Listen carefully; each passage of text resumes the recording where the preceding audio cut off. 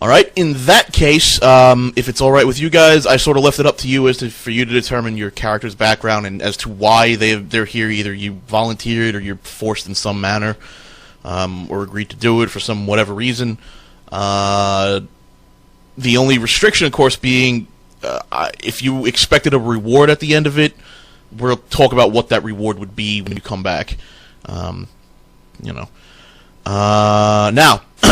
beforehand, I'm assuming you guys all found your 550 gold, and you've been placed together in a group, in a small room in a town outside of the main kingdom. Yes. This town is literally called Port Town, and it is a port town. Original naming. Imaginative. Very direct and efficient. I like it. You sit in a small room, just the four of you, and I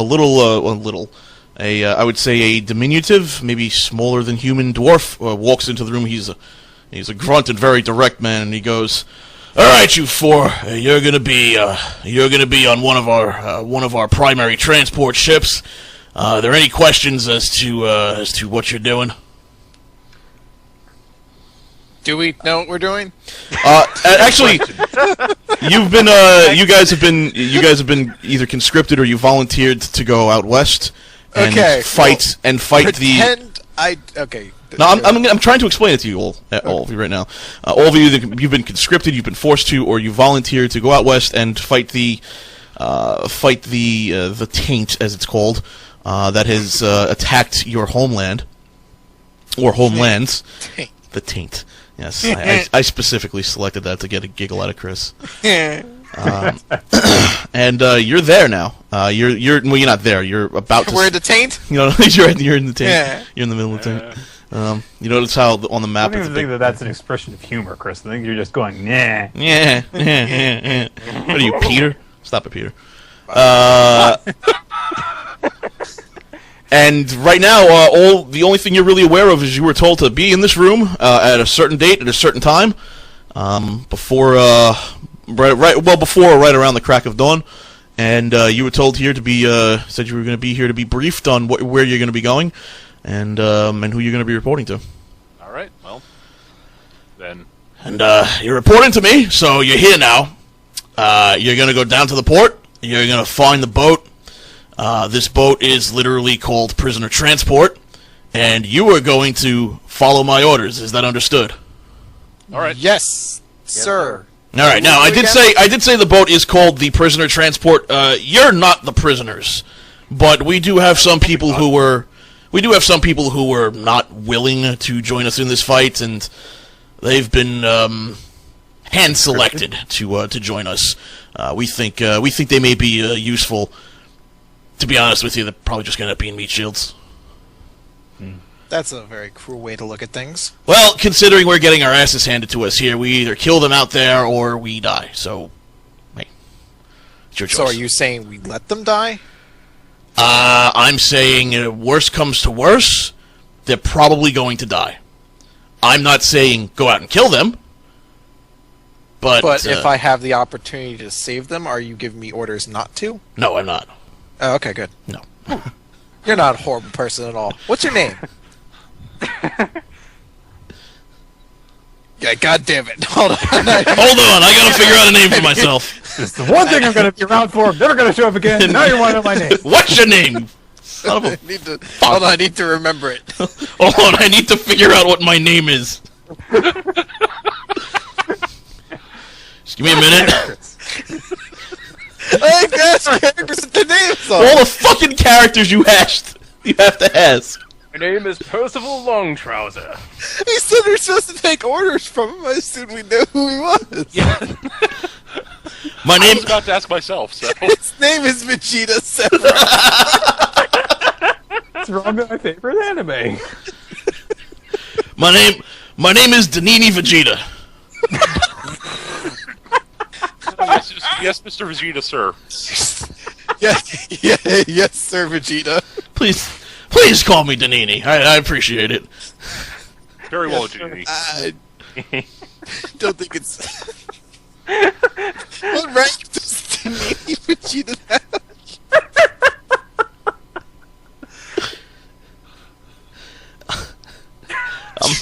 My face hurts. I'm You're like chef. He's chef. He's a chef. He's a you can't really tell from ranks from what he's wearing. He's just wearing what appears to be just wilderness armor.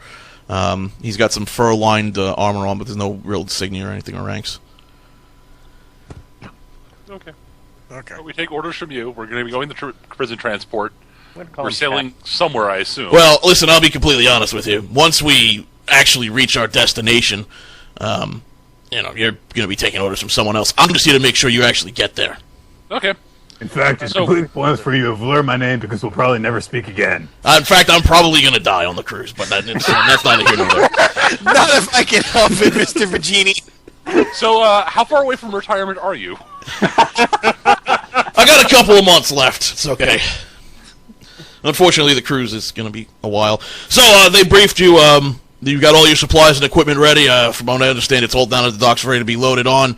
Any last-minute things you guys need done before we head out, because we are going to set sail before the dawn breaks. No, I got all my supplies. All right. Well, Mr. Vegeta, how did you get into the military? it's a very, very long and complicated story. Are you sure you want to hear it? Absolutely.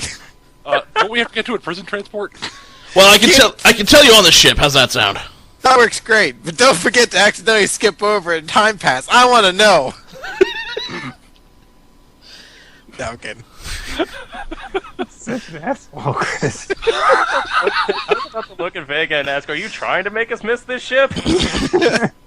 I have a fear of sea travel. If you'll excuse me, I've got other groups of adventurers who need to be loaded on the ship, so I will see you on the ship. And he walks out Very the well, room. sir. Goodbye, Mr. Vegeta. Sir Vegeta. Chef Vegeta. Whatever Vegeta. Vegeta, Farewell, Vegeta. sir. He walks out of the room and just trundles off. Oh god, I miss playing D&D with Chris. What's that guy? Supposedly, I'm guessing the captain of the ship? Captain Vegeta. Okay, it makes sense.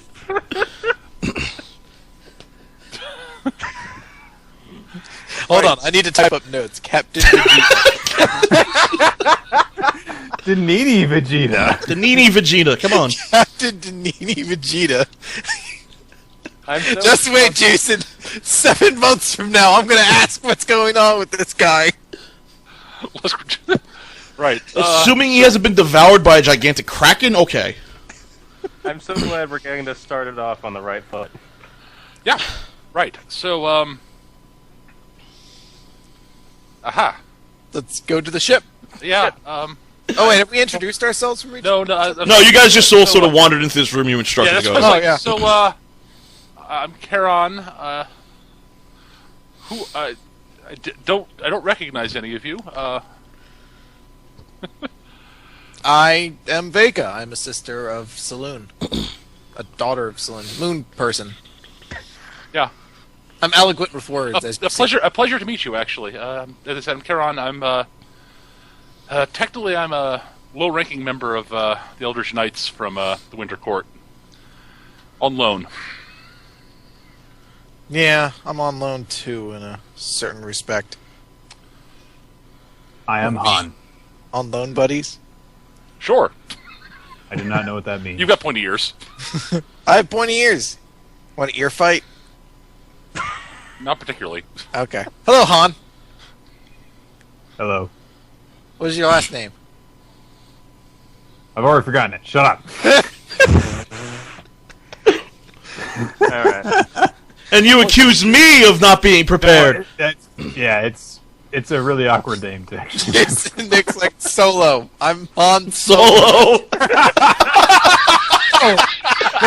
No, because that's going to open things up for you to bring Eli into this. And then Eli comes in riding on your back. I'm Han Solo. With a looky here, I'm on Solo. No, not gonna happen, Chris. I'm sorry. Fine. You be Han Frodo instead. Oh dear. Hobbit. What? Yeah. Oh yeah. My character's a ladrin. Just as an aside. Oh yeah, half elf. Human. Human, 6'6", and big is a word that just generally associates with everything about her. I didn't know. I get it. I didn't know human women got that tall. I'm like I said, big. 6'6", Yep. it's I tall. get it. I mean, it's extremely tough for a woman, but I've heard of it before. Yeah. Well, Alright, and my character is going to say, I am Lysella Karnak. I'm here for a challenge. Just crack your good. knuckles. Yes. Bravo. Thank you. all right. All right. Well, now that introductions are out of the way, shall we go to the ship? Yeah. I've brought a bottle of wine if you'd all like to share. Once we're on the ship, sure. I'd be more than happy to. I must respectfully decline. As you guys wander off towards the ship, you head outside the room. You notice several other adventurers or adventurer-like people, soldiers, and some very disgruntled people in chains being led up by very heavily armed people, being led onto various ships. It looks like you're going to be part of of an entire fleet here, consisting of what you counted 7 or 8 ships. You're not sure if one of the last ships is actually going to be in service. Your particular ship you guys have been assigned to looks to be, well, it's seen better days. Are any of you trained in dungeoneering? No. Unfortunately, I'm not. Okay, nobody's trained in dungeoneering, and I don't really think anything else really sort of I'm applies here. streetwise. Actually, if you're trained in perception, if you're trained in perception, make it a perception roll. Sure. I'm sort of okay at it. Okay. I have a +5 by being get trained in it. Okay. Aunt Karen, you're you Pronounced Karen? we'll say that. It's Karen. It's a Gaelic spelling of Karen, basically. Yeah. Okay. Old English. Basically like Kathleen, sort of. Yeah, it's along the same lines. Karen, you take one look at the ship and you think, is this going to actually sail over an open sea? Oh, we're already off for a great start. Yeah, I will actually pause, look at the ship, and go, We're sailing in that pile of junk? Oh dear. Look, it may not look like much now, but when you get onto it, we have to believe in the ship. I read a book about this once. Ships sort of, they have a spirit in them. Just shut up and get on the ship, all right? We're not going to get on the ship. I'm going to get on the ship, but As you approach the Saloon will protect us, all right? She's got this handled. as you approach the loading dock, you notice several dozen unhappy people are being loaded onto the ship. They seem to be stripped down to their bare essentials. They're all carrying a backpack with what appears to be a bedroll on the back.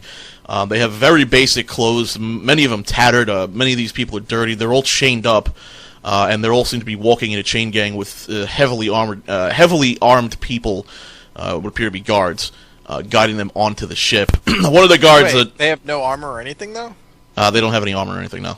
They have clothes. They have a bedroll on their back, and they have a backpack filled with what you presume to be stuff. They don't seem to have any real hopefully they'll armor. equip them when we actually get where we're going. I would presume that the prisoners will not be given weapons of any sorts while on this transportation. That would be my guess. The mutiny would be rather Not even- unpleasant. But not even armor? While sailing? What purpose would they have? It would only endanger mean, them the way- further should there be a shipwreck. I don't know, the way Jason describes it, and it's a little out of character, they're wearing nothing but bare essentials, so I assume just like underwear, right? No, they have. Well, they're not in underwear. They're in clothes. They have. Oh, okay. Well, you heard when you said bare essentials, I assumed that just meant like no wangs hanging out. Jock straps. Yeah, I was like, what? Well, I mean, some seem better off than others. Some look like they've just been taken off the streets after living there for years. Others look like they're fairly well dressed and they're fairly clean, but they're still in this chain gang. So it looks like these look like they've been press ganged then. That's what they look like, yeah. Okay. I'm not happy about this, but I'll cope. One of the guards notices you and says, "Oi, you four! You on this ship?" Yes, we Who are you, sir? What is your name? And please tell us your entire backstory. It's complete Where do you hail from? Oh, if you don't want a lance in the throat, you'll get on the other side of this ship and you'll dock there. You'll board there. All right. Will you tell go, us your guys. name when we get in the ship? Get going! Vega, let's I go. have wine. I swear to God, I'll stab How you. is this I'm going going to to work? I grab will the cleric. grab Vega by the shoulder and start pulling her along. Oh, I I don't know won't his mention- name. You seem too friendly for your own good. What? How does that have to be friendly? Like, know everybody's name. Know who they are. Being If friendly they is wish to perfectly introduce fine, but we themselves. are under We some would not temper- know that the prisoner transport is Captain Vegeta's ship if we didn't ask him. You learn No. things all As you're about the walking world. up to the dock, you hear one of the guards hears you say Captain Vegeta, and he yells out. He just sort of laughs really loud. He goes, "Captain Vegeta? Who the hell is that?" Is that well, a prisoner? Or No. No, it's a guard on the other side side of the boarding dock that you're walking towards, away from the guard that threatened to stab you. I have a good feeling about this. He says, "Who's Captain Vegeta?" I'm just gonna get over to Karen and be like, I don't like the guards here. you and me both. Let's get on the ship, though. I'm not gonna share any of my wine with them. More for us. All right, well, you get on the ship then. Yep. You get on the ship, and you seem a little. Well, you're just sort of standing there on deck. You notice several people taking things below decks. It seems to be their personal equipment. And will look for a some lot of those- of hectic movement going on right now. On the right side, no, I don't know what the proper terminology is. I was going to say Starboard? the right side of the ship. Right side, starboard, left Starboard side. side. All right. On the starboard side of the ship is you guys, the guards, and whoever was enlisted in the army. The other side of the ship, well, those are the prisoners, and you seem to be. The guards appear to be trying to separate you two, make sure you guys stay apart. One of the guards even instructs you to stay. Well, just stay on deck for now until we get all the prisoners down there, All right. and then we'll let you unload your stuff. Yes, sir. Get and- out of the way of things and sort of lean up against the side of the ship. And one of the guards leans up to you and he says, "Oh, listen, personally, this is going to be a really hellacious trip for you guys, considering that this ship is pretty big, but it's not big enough. I mean, we've got a lot of equipment downstairs. We got a lot of equipment below decks, and quite frankly, they're kind of splitting us guards and adventurers up with the prisoners. We're kind of on sleeping guard duty. It's going to be weird down there." All right. Sir, if I may, Yeah. it was observed that the condition of this ship seems to be a bit questionable. How long has this vessel been seaworthy? Seaworthy? Well, she's been making local trips for years now. Deep seaworthy? Well, this would be your first time. It's the first time for everything, right? I see. Learn to swim. What can I tell you? Oh, I already know how. How far of a journey is this? Well, from words we have from the scout, depending on how well the wind is with us or not, and depending on the tides, could be anywhere from 3 to 4 months, maybe. Oh, good. 3 to 4 month journey in a ship that's not seaworthy. We've had worse ships actually sail and make it across the sea. Would this be a 3 to 4 month round trip or one way? From what I understand, this is specifically a one-way trip. Oh, good. Well, I'm just That going is to not reassuring. quietly bend down and start saying a prayer to Saloon. What's wrong with her? Dear God, Saloon, please protect the ship. she's a priestess. Don't worry about it. I don't want She's Captain very Vegeta- religious, apparently. I don't want Captain Vegeta's ship to break. Please don't let the ship break. I like Captain Vegeta's command. He hears the words Captain Vegeta and he goes, "Who is Captain Vegeta?" Don't interrupt my prayer. That's a very rude thing to do. The person who I will take first the guard sent us to aside this and ship- say, the man who told us where to go, he didn't actually tell us what rank he was. He seemed to imply he was in charge, but it may have just been a misunderstanding. Well, he may have been. He may have been just one of the recruiters. That may be. As I said, I think it was just a simple misunderstanding. As you guys converse, you notice Captain Vegeta walk onto the ship, and he goes, there you are. Hey, God, are we ready to unload yet?" God sort of looks at him, just nods. He looks back, he sees no more prisoners there. He nods and says, "Yeah, you can go below decks. There's 2 decks. The first one is your sleeping quarters. The next one is storage. You can unload there." Captain Vegeta, they're doubting that this is your ship. I don't think that he's the captain. I hate to break this to you, but I'm not a captain, and personally, I don't want to be here. Before he goes below decks. My dreams have been shattered. I did say it was a guess.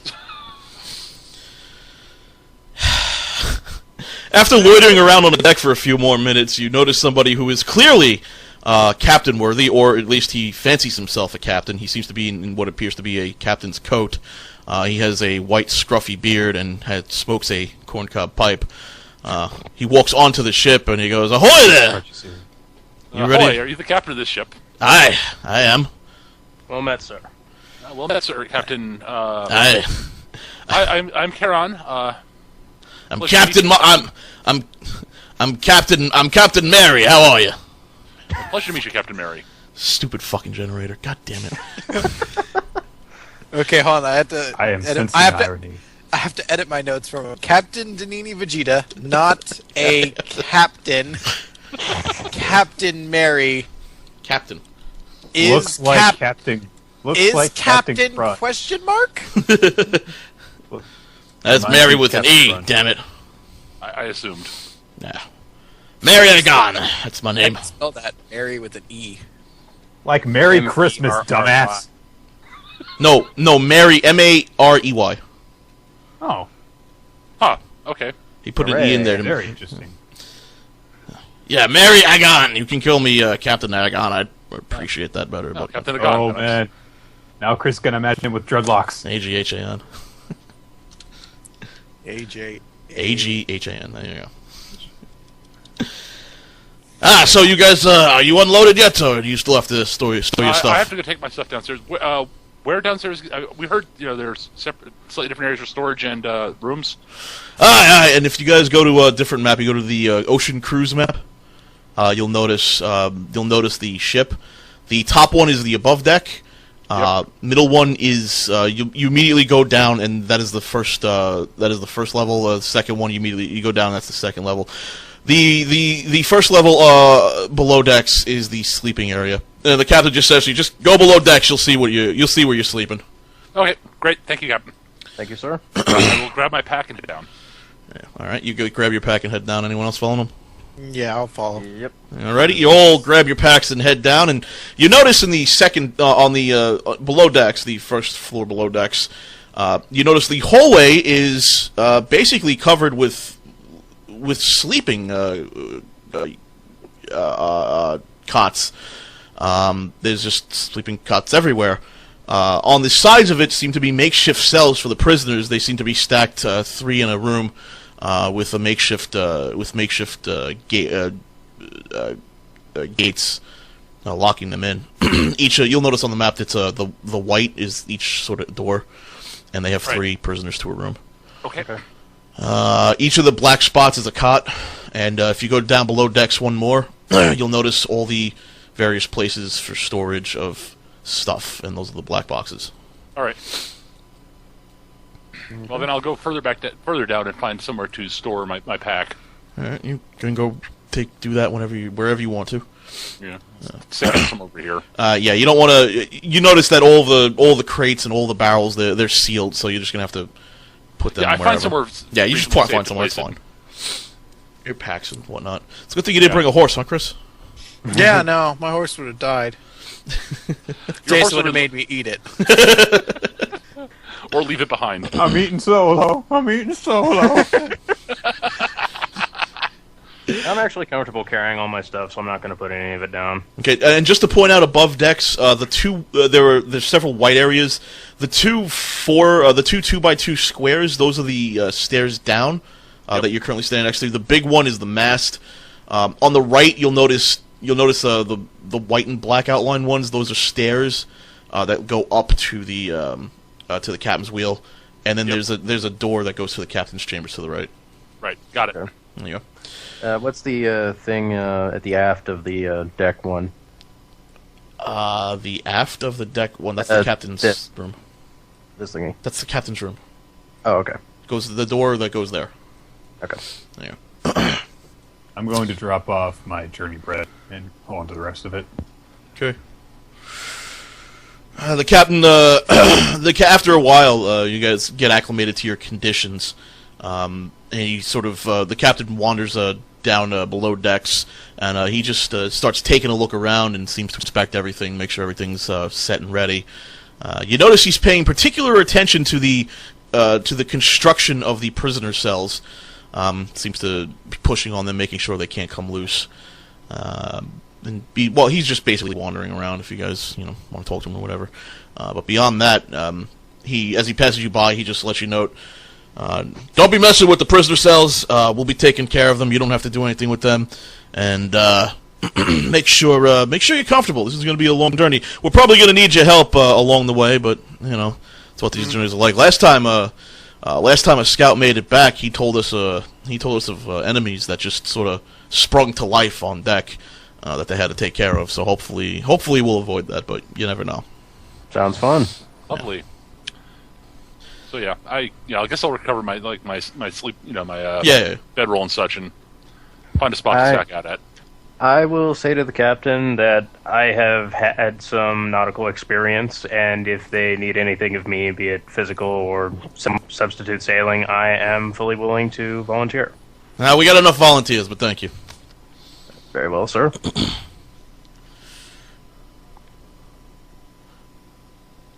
So, after a while, you guys sort of rest a bit below decks.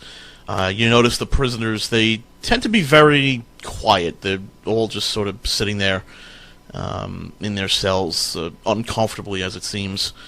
And they're not chained anywhere. They're not chained down, but they certainly don't look like they're going to be going anywhere.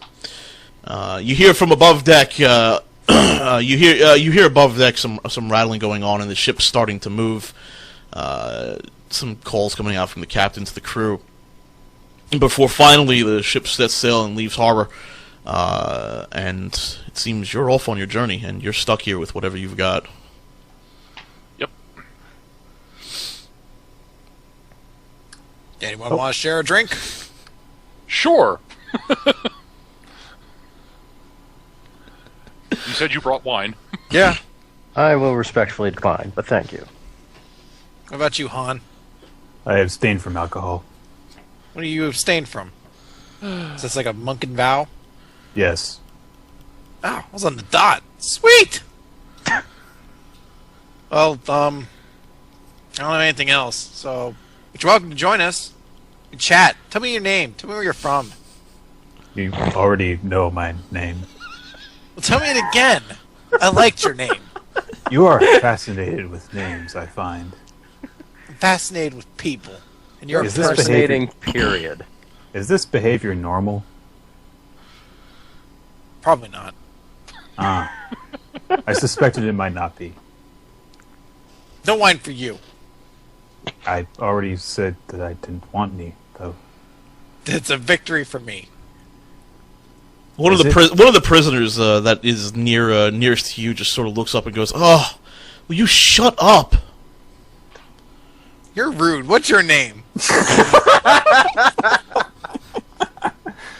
Me? You don't need to know my name. But I want to know your name. Oh dear. I'm just going to go to her. I'm just like, you know what? Let you just have that drink, okay? He looks at you. He looks at you and he goes, well, I call myself Broster. Broster? Broster. Broster? Broster. Brosta? Are you just going to keep on saying it Are differently? you just going to keep repeating this? No, I'm trying to define. What is it? Brosta. Bra. B-R-A-W-S-T-A. Broster. Oh, okay. Okay. Broster. Bra? I was like trying, like it changed every time, and he kept saying it. I was like, did I get it right? Like, I got it right? Hmm. Well, it's nice to meet you, Brosta, even if you are rude. God. Don't you get it? We're all being sent here to die. Not necessarily. In fact, if I have anything to say about it, all of us are going to come home alive. Oh, really? And how many ships filled with prisoners and guards came back alive from the last 2 journeys? Well, then, I must agree with Brosta that his scenario seems a bit more likely than your own. If you look around, the conditions of the ship and the fact that prisoners must be brought to war against their will, things seem very desperate for this group. that's sort of a negative way to look at things already. I'm merely making an observation. If I may make a positive point of view, I'm looking forward to the challenge. Oh, good. You're looking forward to the challenge. That's fantastic. What about me? I didn't get a choice in this. What, were you just grabbed off the street? Well, no, I wasn't just grabbed off the street. I mean, I was in prison already. Well, then I imagine you made your choice when you decided to violate the law. What crime did you commit? I may or may not have been involved in a certain incident involving a person with a certain weapon, and it's a complicated story. Did you murder someone? I do not claim to have committed any crimes. I am not a lawmaker here. You could be honest with me. You know a lawyer, don't you? I still maintain that I'm here. That I'm here as an innocent man, and one of the other prisoners. I plead the fifth. One of the other prisoners pipes up and goes, "Ah!" 1, 2, 3, 4, 5.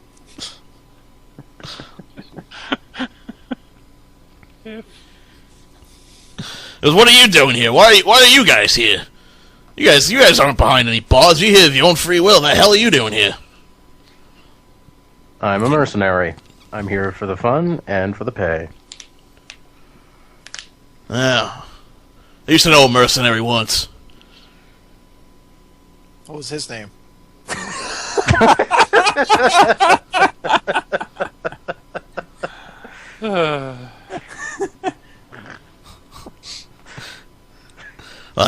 His name's not important. He's the reason why I'm here, though.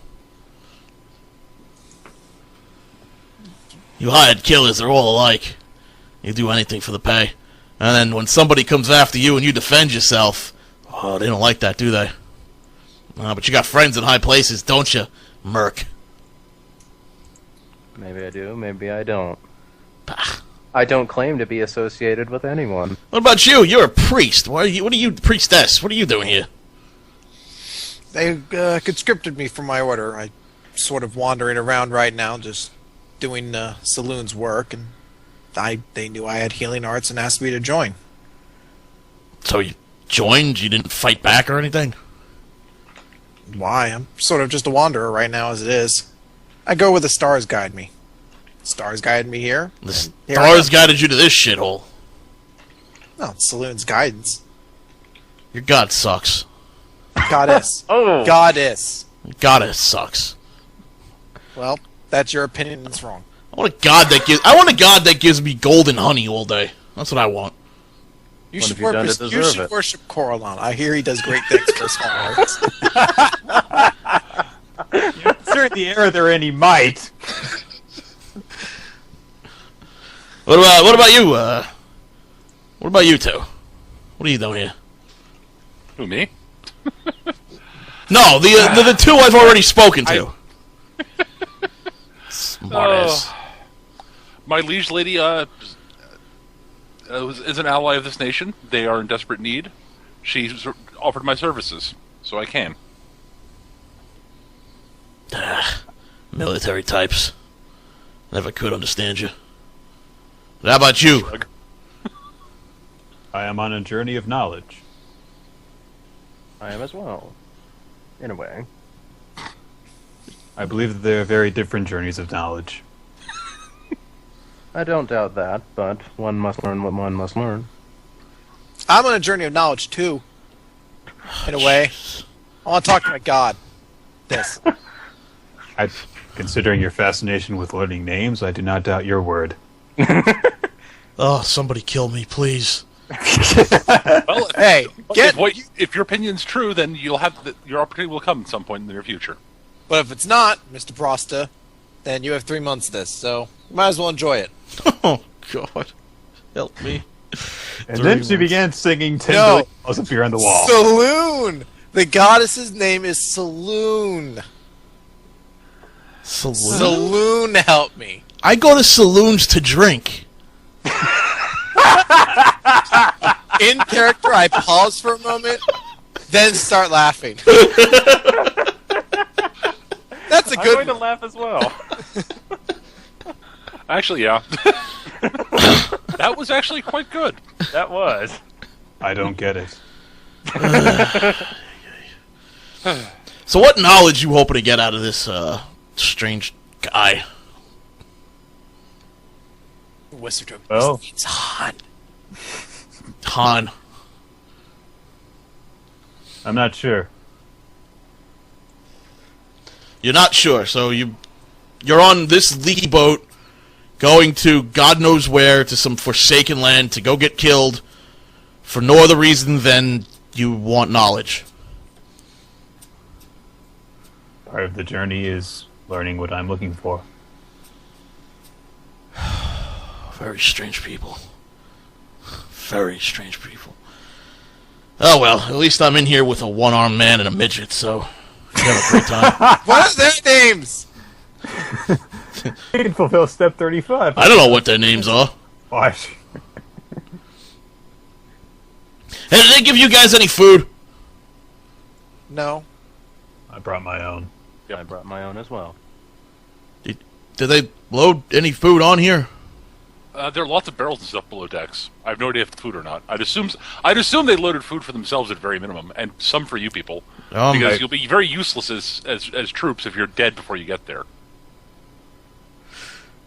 Could you check? Why are you that concerned about them not loading food for you? I don't think it would be a particularly solid idea to set sail for extended months with no food. I think you're fine. Oh. Alright.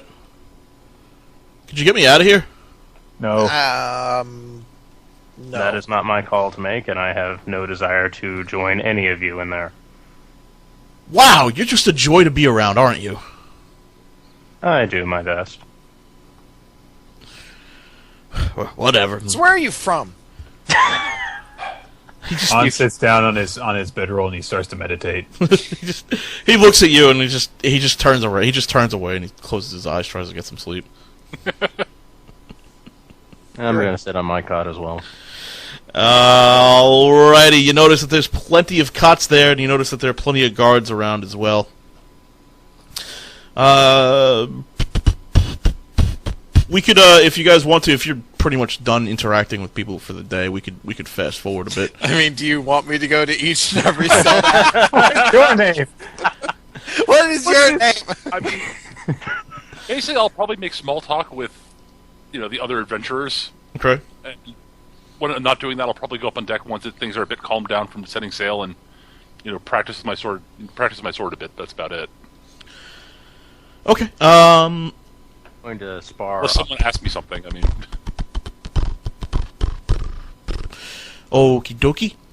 We are going to then fast forward a little bit. 6 months later. What the fuck? Actually, we're going to fast forward only a few weeks. It's a few weeks into your journey, and you've been spending some time sleeping on your cots or on your bedrolls, however you set up bed. yeah, bedrolls. You're noticing after 4 weeks a interesting odor wafting through the decks. It appears to be a not so interesting combination of body odor and fecal matter coming from people's unwiped butts. It's starting to possibly annoy you. You're going to have to. Everyone's going to have to make an endurance check. Oh, goody! I'm terrible at those. Shit.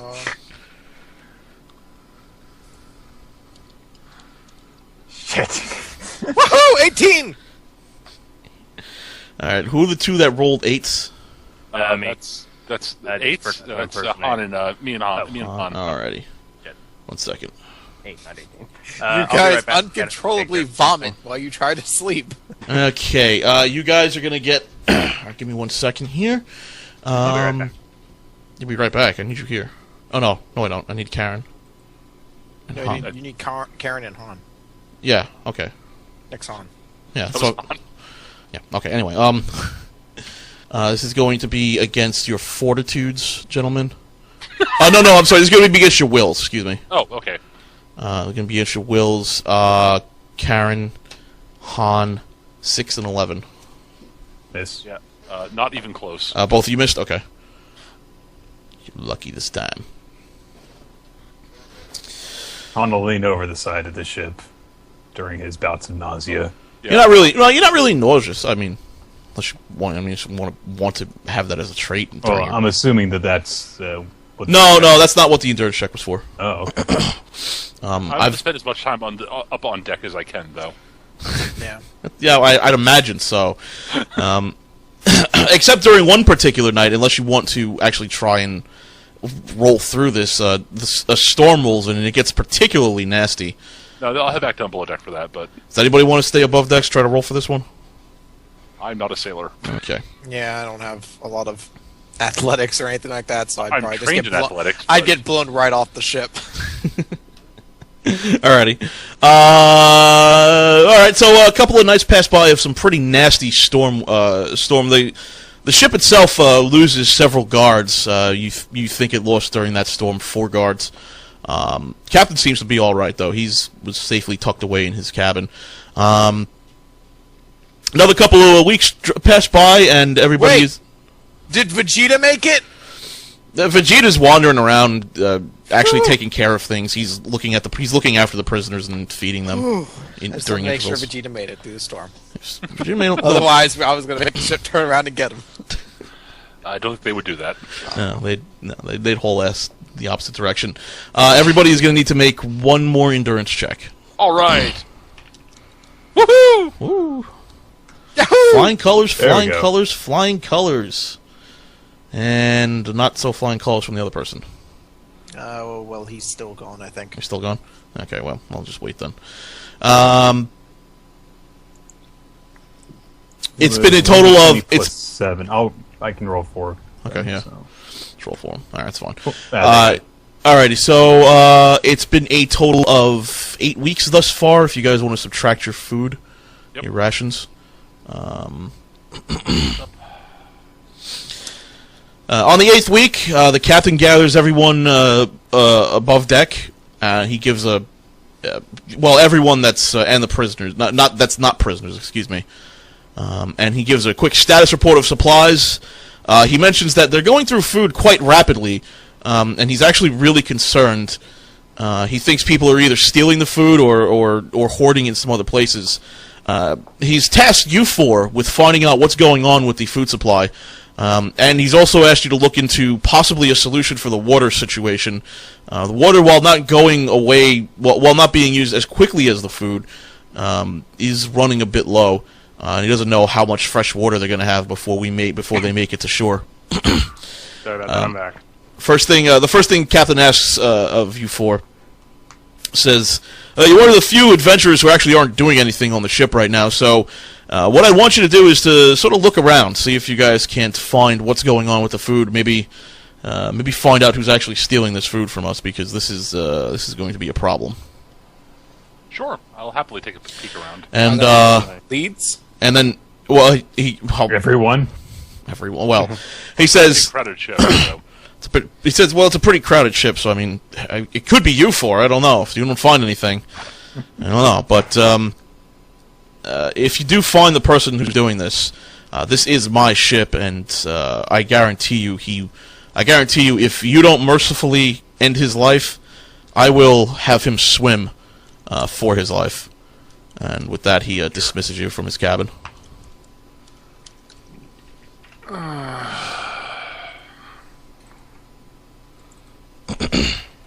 All right, well, My first thought goes to Roster or whatever his name was. He's in his cell, so we can just check that. See if it's secure. And he seemed a little particularly curious about the food. Well, Jason, I'm going to go below decks and start, looking around and see if I can find anything below decks where it seems the supplies are being stored. You're gonna look at where the supplies are stored? Yeah. Alrighty. I want to question the guards then. Okay, before you question the guards, Peter, roll a perception check. Absolutely. 11. You haven't really noticed anything out of order. You just basically gave the whole room a big glance and were like, well, there are barrels here. Yeah, I mean, just the first thought I had. Yeah. You wanted to question the guards, all right. Yeah. Where Who? I mean, how many guards are left on the ship right now? We lost a 2, few 3, in the 4, 5, storm. 6, 7, 8, 9, 10. There are 9 guards left on the ship. And one of them's Vegeta, I believe. Yes. Start with Vegeta, I guess. Hi, I hear you've been tasked with finding out who's stealing our food. Yeah, hey, I wanted to ask you any questions about that. Yeah, go right ahead. Is it you? No. Insight check. 17. He seems to be telling the truth. Do you know who it is? No. 31. He seems to be telling the truth. I don't think that's really how insight works, Chris. Use it just as a lie detector completely. It's not a lie detector test. I just wanted to see if they seemed uncomfortable in any of those questions. Nope, he didn't seem uncomfortable in the least. Alright, well, I'm basically going to go through the same thing with the other guards. Just ask them. Alright, you go through the other 8 guards, and they all don't know what's going on. Hana is just... Although, while you're talking to... I'm sorry to interrupt you, Nick, but while you're talking to one of the guards, he does note that that ever since 4 of the guards were blown off a deck after that storm, they've been lacking in terms of having guards awake all through all the shifts. So it's possible that maybe some of the prisoners could be doing something. But he also admits that he has no idea how that would be possible. I'm sorry, go ahead, Nick. Han is going to try getting some rest during the day, and then he'll plan on hiding in the lowest deck at night. See if he can spot the theft at night. Okay. I want to, for any of the guards, I want to see if any of them look like they've gained weight at all. Because I was going to do that with the prisoners. Yeah, if someone's stealing food, we lost 4 guards. We shouldn't be short on food. We should have a surplus right now. Mm-hmm. None of the guards look like they're actually gaining weight. In fact, most everyone looks like they're losing weight. A couple of people look like they've maintained their weight, but nothing doesn't look like anyone's getting fat off of this stuff. I'm actually trained in heal. I was hoping I could make a heal check across the prisoners and see if any of them seem a little more chuffy than they should, given their conditions. Chuffy than they should? Yes. It's a combination of chubby and hefty, obviously. Something to that effect, yes. A heal check's not going to do that. Okay. I mean, unless... I was thinking, like... Well, I mean, are you a trained physician? Like, you... I'm trained in heal. No, I mean, you're like, did your background like you've been a physician in your life? I mean... Not really. You're trained in heal, like, oh, well, you've got a broken bone. I mean, that's what basically heal means. Yes, it would. No, I'm disagreeing with that. No, you're not a physician. You don't know what the fuck they're doing. I'm a healer. Can it say that I know at least a little bit about that? Healing means he has medical knowledge. All right, you want to roll a heal check? Just roll a heal check. Okay. 21. You notice a couple of guys who seem to have maintained weight relatively well beyond, maintain their weight relatively well compared to the other prisoners who've been getting fed basically 1 meal a day. Most of the guys seem scrawnier. 2 of them, one of them's located here, here, and the other one is located over here. Huh. Hey, Lasala, can you come with me for a moment? Yes, what do you need? I'm going to go up to the door. There we go. To the door here, and I want to test the lock on it.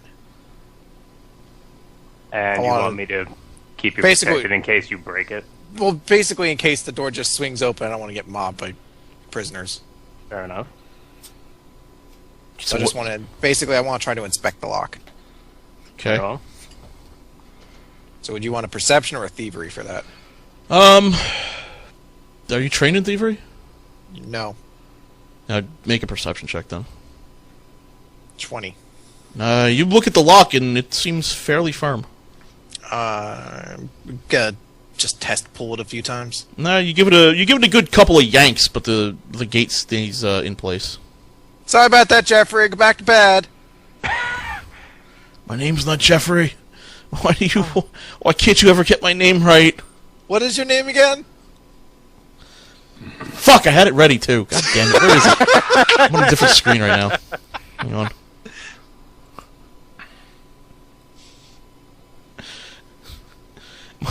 My name's Deuce. Deuce? Deuce. Sorry, Deuce. Deuce. Chalking up the deuces. Go back to bed. I'm gonna try the other door then. Right here. All right, you give it a yank, and it seems fine. Do you want me to re-roll perception to see if I notice anything? No, you take a look at the lock and inspect it. It seems to be fine. It doesn't seem to have been tampered with at all, or at least anything you can tell.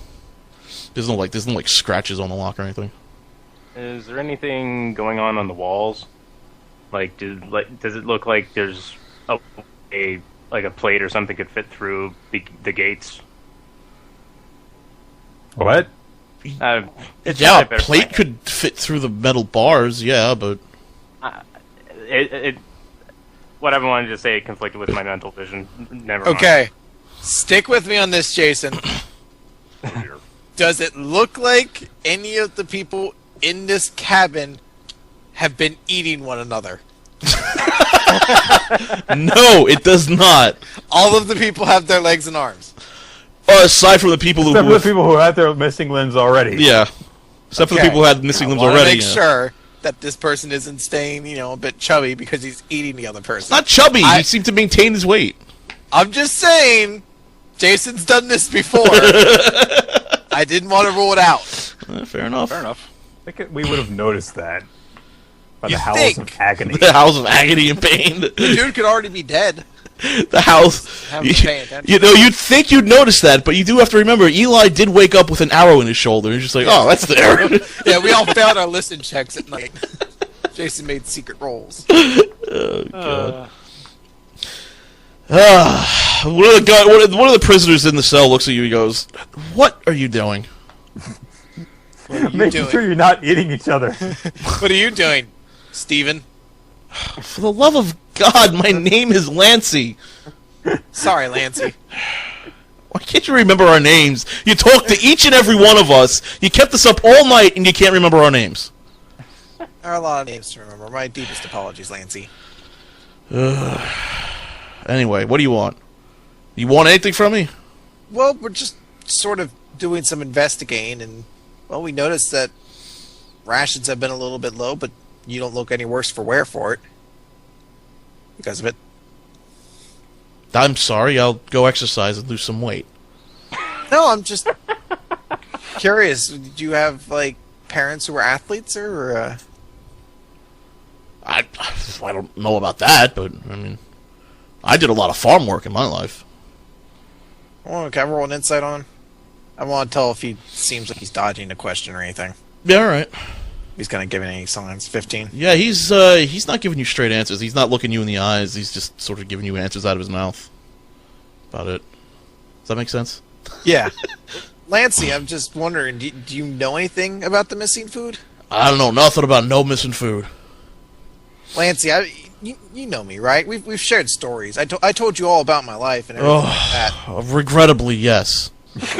Well, Lance, you know that I always have your best interests at heart, and the thing is, if you know anything about this missing food, I need you to tell me, because right now, whoever is found to be stealing the food is going to be killed, and the fact that you are looking more fit than everyone else makes you a prime suspect, and since you're a prisoner, they don't really need due process to just throw you overboard. Hey, you could kill me now, or you can throw me to the taint. One way or another, I ain't making it out of here. I don't want to kill you at all. I like you, Lancy. You're a good fella, and I love that story about how you won that basketball game. It was very compelling and had a great ending. I just need to know if you know anything about the missing food. He turns around. He looks at your friend that you're standing next to, and he just goes, "What in the world is she talking about?" I'm going to actually motion for Vega to move over here for a moment. Okay. And I'm going to motion Lancy to come close to the gate. Tell me what you know and I'll make her leave you alone.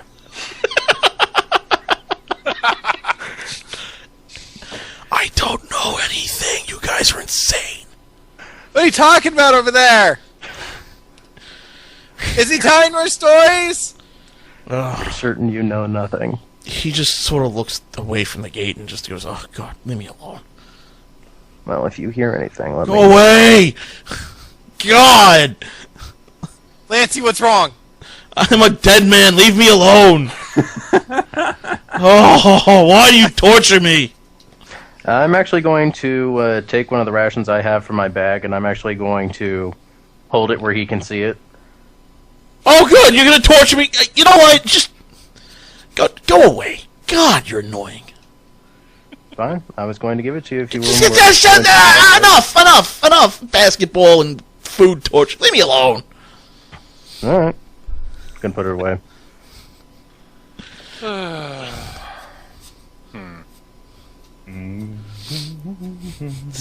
So Lancey doesn't want to talk to you anymore. I've failed my first mission as a detective. This is like L.A. Noir all over again. I'm a terrible Cole Phelps. Damn it! I convicted the child molester, but it turns out it wasn't him to begin with. It was the Black Dahlia. Oh God. One of the prisoners. He's a really thin, snaky bastard. He whispers over to you. The hell's your name? The Lacia whispers. And goes, "Come here, hey, come here." Where's it coming from? Right here. Okay. Come here. You guys are looking for the guy stealing the food, right? Could be. You guys are looking. I think you should stay below deck and wait overnight. Oh, that was helpful. Yeah, kind of on that. Thank you. Okay. Hey. Can I get some food for that? If someone shows up, yes. Oh, damn it. What'd Eric want? My name's not Eric! It's Dwali! My name is Dwali! Sorry, Dwali. So, what are you guys gonna do? I'm sticking to my plan. Yeah, I'm kind of thinking that'd be a good idea. Okay, well, after your failed Mission Impossible experiment, no, your Alien War experiment, I should say, you guys sort of settle back into your cots, and then nightfall comes. Note, I did press him when he was showing doubt, and I think I got that one right. Then I flew off the handle. So exactly like Cole Phelps. Now, if I was Cole Phelps, I would have called him a few expletives too while I'm at it. And accused him of child molestation. So, nighttime comes, and Han, you wake up. I'm going to go below decks quietly and wait. Okay. Hide myself behind some of the crates and wait for a disturbance. Are you trying to actually sneak? That would be beneficial, so... Alright, you do a stealth check. Alright. You make no noise as you crawl down and try to hide somewhere. You'll find a place to hide. I guess right around here is probably Okay. good enough as any. You guys going to sleep, or you going to do something else? Well, I'm going to do my. I only have to. I don't actually sleep. I did the whole ladder trance thing, Okay. and it's only 4 hours. So I'm going to get my 4 hours of rest and then fake being asleep Okay, Vega, Castelia, Lasalia, and keep an eye on the stairs and such. Lazella is going to try and stay awake until she hears a signal or she passes out, whichever comes first. Okay. Vega. I'm gonna go to sleep. Okay, you go to sleep. Han, do a perception check.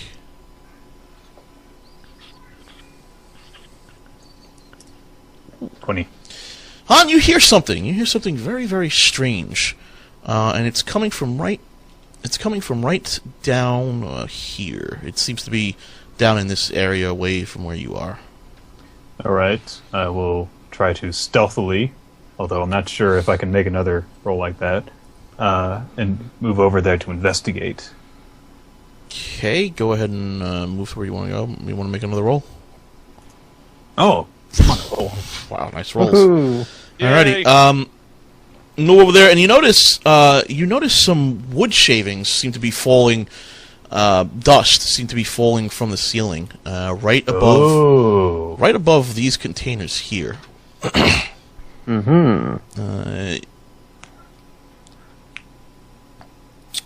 After a little bit of time, you see a couple of planks seem to be lifted up, and a broader-shouldered man slowly makes his way down, or attempts to make his way down. Finally reaching, he's able to sort of reach down and get down below decks. He brushes off the dust and the shavings, sort of hide where he was. He reaches into one of the barrels, takes some of the food, and then promptly sits down behind one of the crates, out of sight. Okay. Well, let's see. Alright. I am going to act in character and sneak my way forward towards wherever it was he crouched down behind. He seems to have crouched down over here. Well, I guess in order to get over there, I'd have to climb over some crates and stuff, which is probably going to make my presence known. You could do an athletics and a sneak check. Okay. Well, let's start off with the athletics check, I guess. Which is going to be... actually, can I do an acrobatics check instead? Yeah, you can actually do an acrobatics check instead, yeah. Right. 22. And to see if I can do it sneakily. 22. Oh my god! Wow! You ninja on top of the barrels and crates. And you see him sitting there. He's completely and utterly unaware of your presence right now. Can I make out his features from here? Oh yeah, you can. Hang on. He's sitting right there eating the rations. And prisoners. Why does he look like you? Look like me. He's got the face and the beard. He's got dreadlocks too. What's your point? Well, I'm saying if you had You are dreadlocks. first name to spell your name. You actually recognize this guy as Raywin Coate. He was one of the many people that Chris decided to talk to. Vega decided to talk to. He's completely oblivious to you, and he's eaten. Rewynncote. Alright. I'm going to do this because this is the way that I perceive the character. I'm going to drop down from the crates, draw my spear, and I'm going to confront him immediately and demand that he give himself up. As soon as you dropped down from the crate, you made a loud thump, and he looked up at you, frightened as hell, dropping the rations on the floor, before trying to scurry away over here. Can I hear this? The thump? Not really. Okay. Not among the scuffle of the people who are still up at night, anyway. Yeah, fair enough. And he goes, you want some food? I've had my fill, and so apparently have you. I could go back to my cellar. We can pretend this never happened. No. You will accompany me to the captain's quarters now. That's not... I don't want to I die. will take you there by force. Oh. That's not good. He sort of... He looks for a second before doing this. 1 second. I gotta find the attack. I wasn't prepared for that. Yes, you are getting attacked.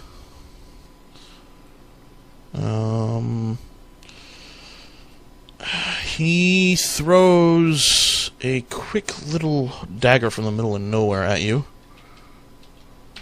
It's a shiv. This is gonna get you. This is gonna. Well, it's a shiv. It's not really a proper dagger, but he's gonna fling it at you really quick. This is gonna be against your AC. 20. Hit. Now it hits you for 2 damage. Ow. All right, and I'm assuming that it's Your turn now. It's the combat roll now. It's your turn. All right, I will step forward, and if necessary, I will declare this as non-lethal damage. I will attack him with my dancing cobra technique. Depends on how badly you attack him. Well, I can't declare this as non-lethal, right? Yeah, I guess you can. Okay. All right, this is going to be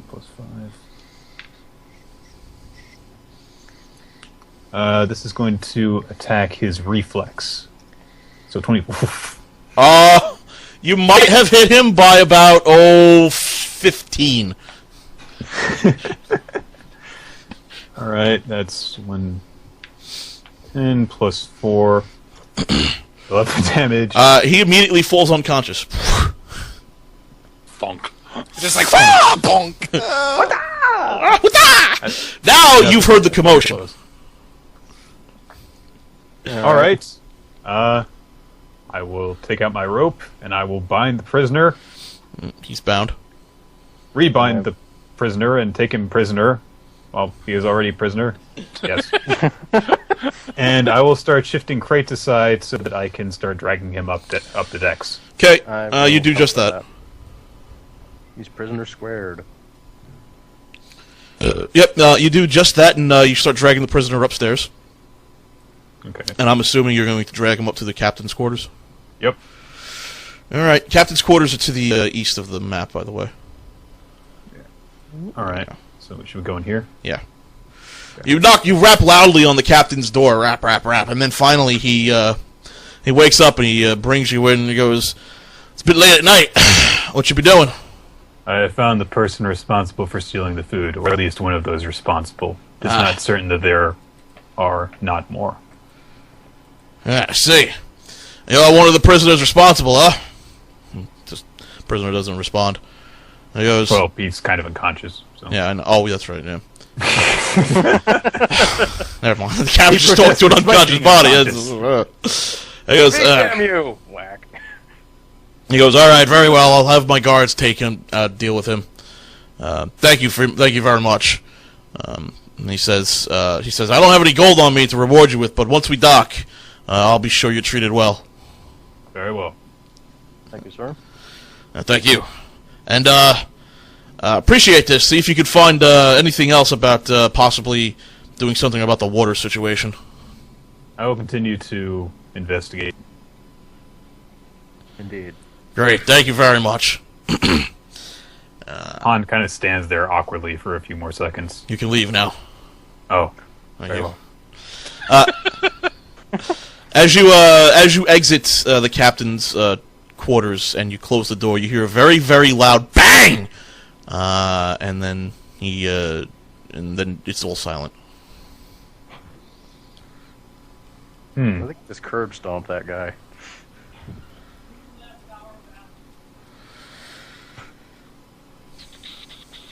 Congratulations, you solved the mystery. Yeah. Yay. I'm actually before we head below decks, I'm going to ask him how the prisoner had gotten out since I didn't see that.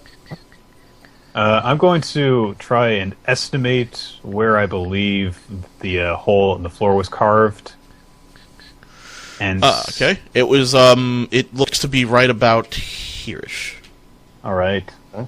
Is Vegeta still awake? He's sleeping. He's got another guard. Well, oh yeah. Do any of the other guards have keys into the cells? Yeah, one of the guards notices you mucking about the cells. He goes, "What you doing?" The prisoner responsible, or at least one of the prisoners responsible for stealing the food, had been carving his way through the floor in order to reach the supplies. He pauses for a moment. He goes, "Oh, wait a minute, though. These cells all got 3 prisoners. Are you sure that's just the only guy?" He was the only one that was present down there. He looks inside the cell and he notices. He flashes his lantern up to the cell and he notices the hole in the floor. And he notices the other two prisoners. He goes, "What are you two doing?" And the prisoners just seem to be a little too scared to respond. He says, "The guard says to you, we're gonna have to take care of these prisoners, you know." I'm not certain if these two have anything to do with the other one, but that is not my call to make. I'm going to, let's see. Do these two prisoners look like they are, not suffering the effects of hunger? Or were these among the ones that looked healthier than the other prisoners? They looked healthier than the other ones, yeah. They don't look like they've caught any diseases or anything.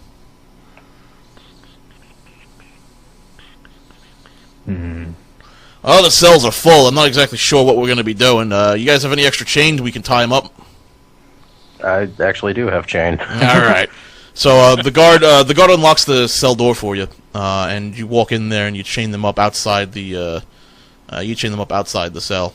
The two prisoners are now chained up outside the cell. Convenient. Convenient. What were they going to do? Fight you? There's like 4 of you there. Yeah. I more meant that I had 2 links of chain. There you go. Convenient.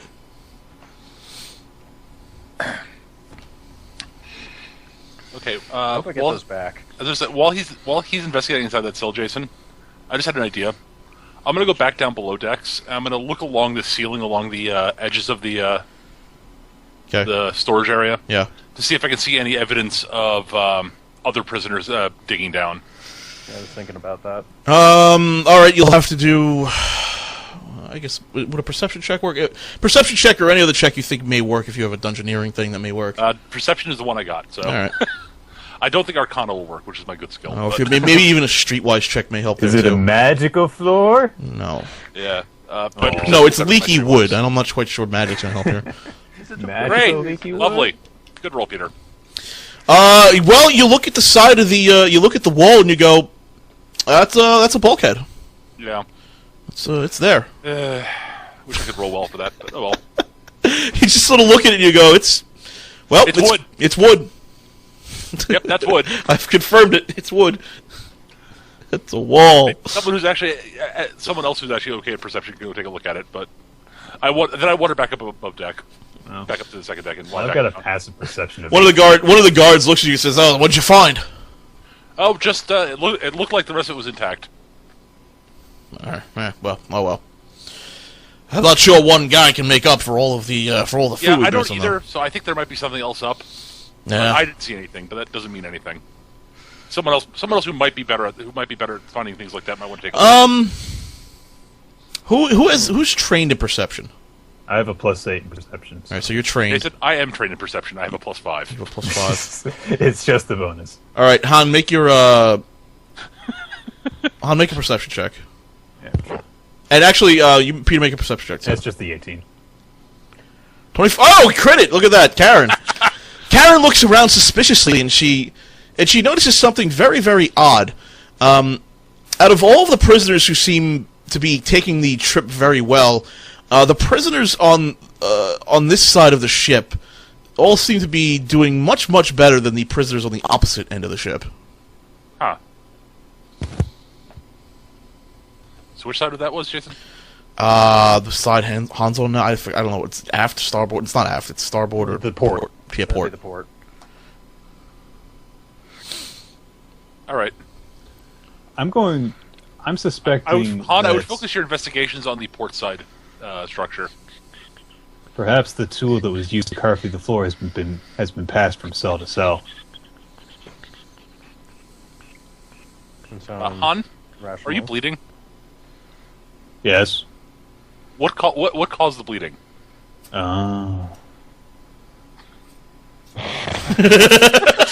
Apparently a hypodermic syringe filled with who knows what. I'm not sure if the dagger's still sticking in his shoulder.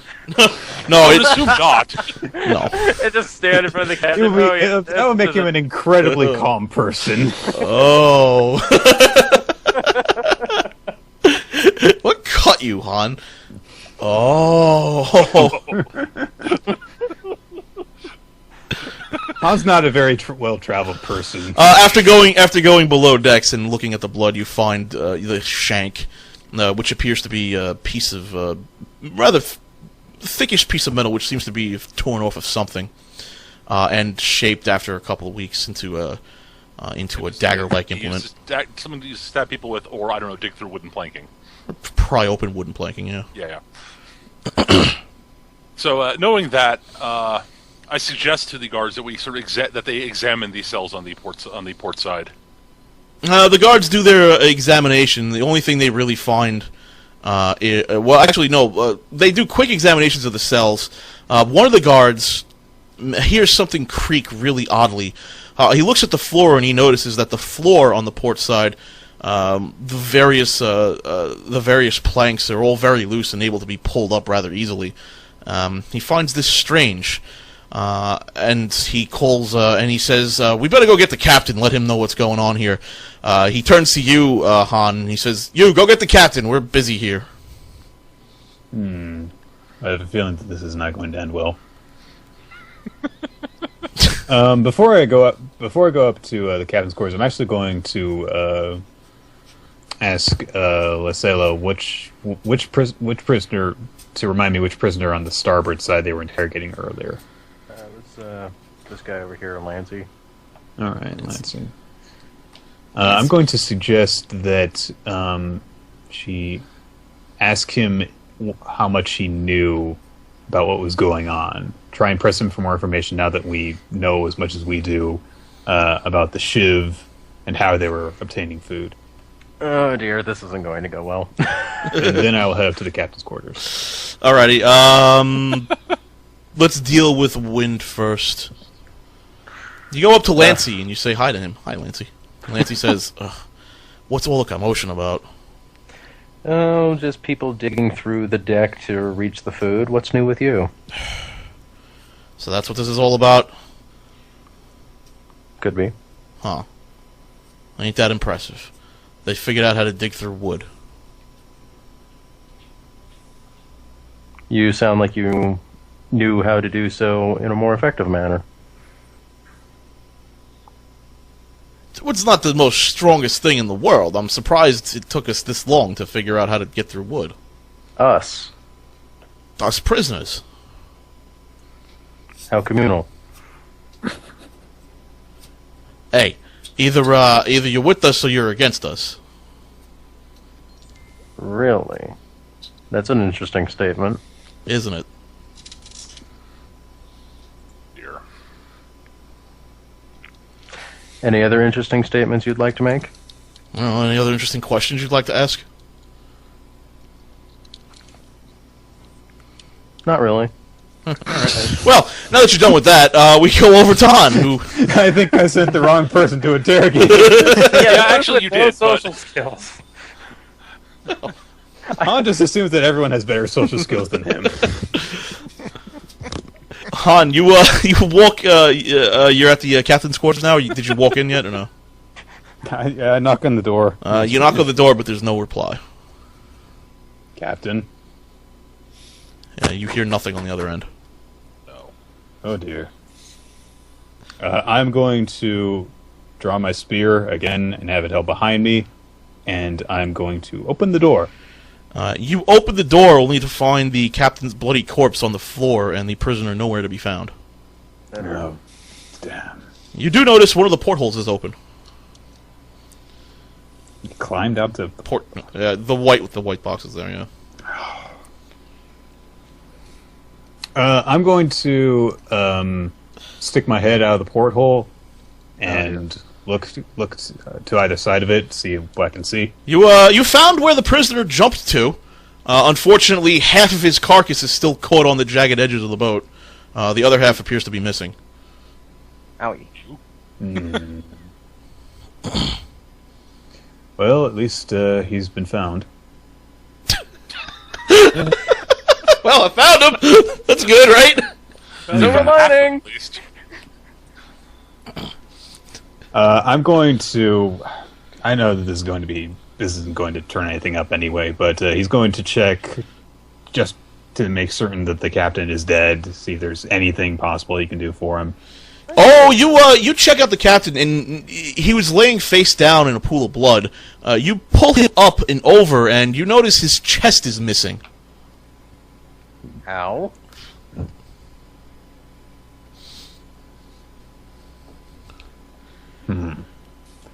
Well,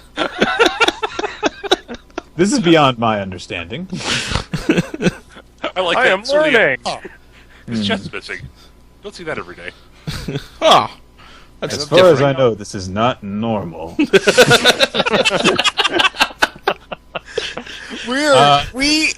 Once this campaign's over, we are forming a detective agency.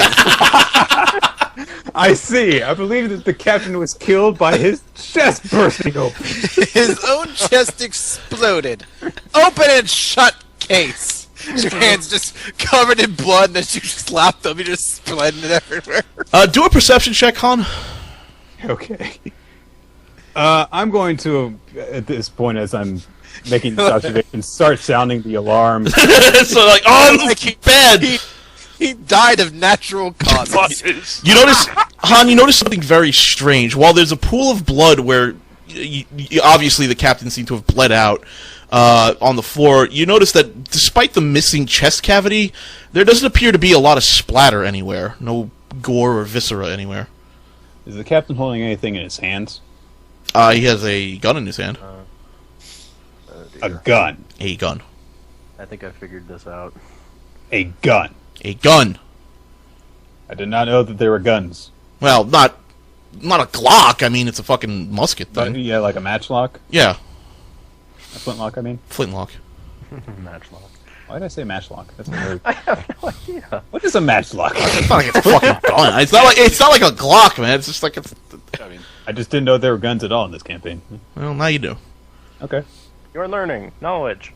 I wonder if Hey, Bonnie knows what a and gun knowing is. is half the battle. Doesn't this predate Wormwick? Why aren't there any guns in Wormwick? Steampunk. Technology was lost. You That's may what find out, Chris. Oh, you're gonna find out, Chris. You're gonna find out a lot that's gonna really piss you off when you dock. Believe me. Well, like, there's only one gun in this world, and he had it. Now he's dead. He's gonna piss you. This is gonna piss you off. Believe me. Anyway, yes, he has a flintlock, a blunderbuss, if you will, in his hand. There's precisely one shot in it. Well, is the chamber empty? Is it loaded or? Dad, you're Well, I don't know if I can actually check that without firing it, I mean, or peering down. you know how to operate it. That's the question.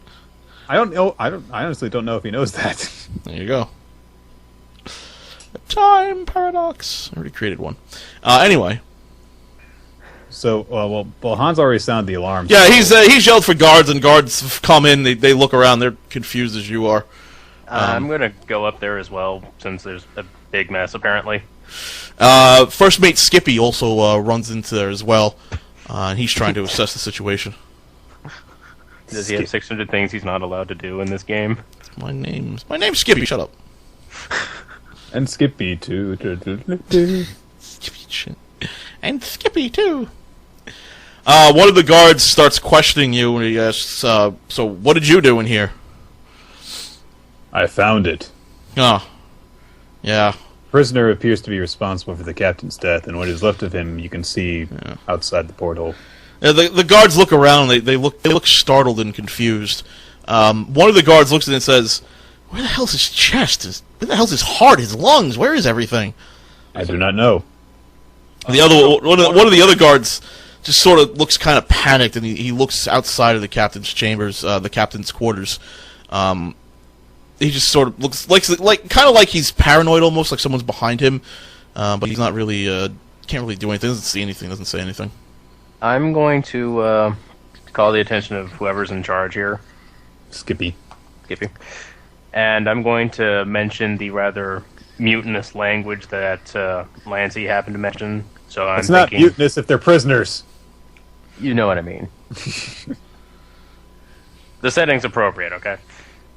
But yeah, I'm going to mention the kind of terminology he was using, and I'm going to mention I think there might be a little more plotting than we initially realized. Do any of you know what could have possibly any tool or some sort of magic that could have been done to make a I hear person magic. like this? Well, I'll head. As I was going to head up deck and sort of see what the hell's going on. Yeah, you head up deck, you see what's going on, you wander inside. All right, so I take a look at the captain. His chest is missing, including like all the viscera and organs and such. Yeah, organs and such. The blood seemed to have been... All right, I'm not trained in heal, but this doesn't seem natural to me. It So almost I'm appears as if- gonna make an Arcana check to see if I can think of anything sort of magical that might lead to this sort of thing. Okay. it almost appears as if this part of his body vanished, and as a result, he died. And then the blood came as a result of there being nothing to hold it in, rather than there being some sort of attack that ripped him open. You don't really recognize anything that was possibly magical about this, although you do sense traces of magic around it. You don't think the event that caused this to happen was, in fact, magical. I was also trying to think of anything like any magical beast might be responsible for it, things like that. I might know of. You might know of. Yeah, you think a magical beast was responsible for this? Yes. I'm actually going to, while peering over Karen's shoulder, I'm going to... Well, are both of you or just one of you trained in heal? I am. Does it appear as though the area of his body around the wound has suffered damage from claws or jaws? I don't know. Actually, okay, since I said I've worked on a ship before and, I have a mercenary history, would I know about gunpowder in any capacity? Sure. Alright, because that's what I'm thinking it might be, so I'm kind of like checking to see if I can find any traces of gunpowder. You don't find any sort burn of- marks or anything, no.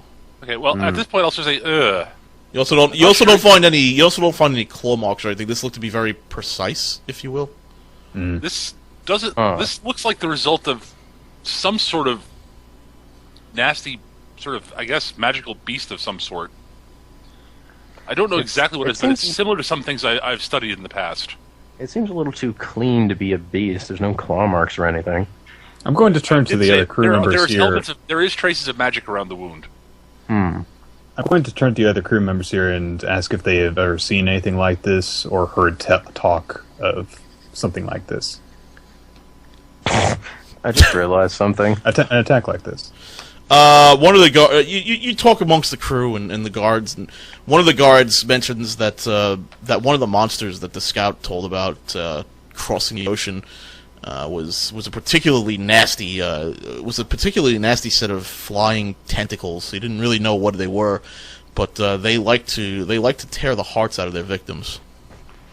Yeah, that sounds like what I'm thinking of. He doesn't understand why the entire chest area is missing, including the lungs and pretty much everything else in there. Bonus. He's hungry. There are more than one of them. Yeah.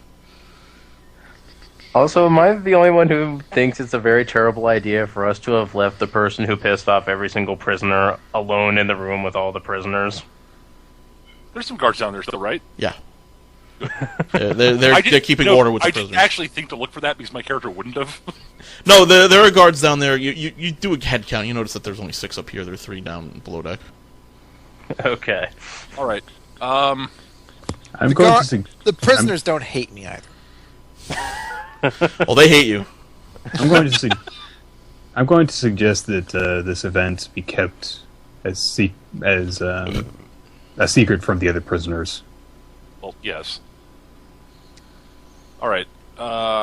The first mate pipes up and says, "A first mate in name only. How are we gonna drive this boat?"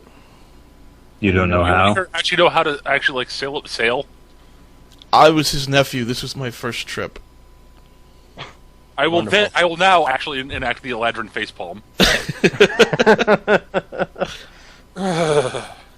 Does anyone know anything about sailing a ship? Because I don't.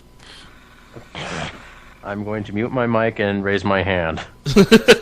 Yes, Lasalia raises her hand. She Thank does. God, someone does. All right, you can tell people what to do to help sail, or at least tell Skippy here what to tell people what to do. I'm going to walk back out on deck and see if I can see any traces or any sort of magical beasties in the area so just in case we're about to be attacked again. Okay, you walk out on deck.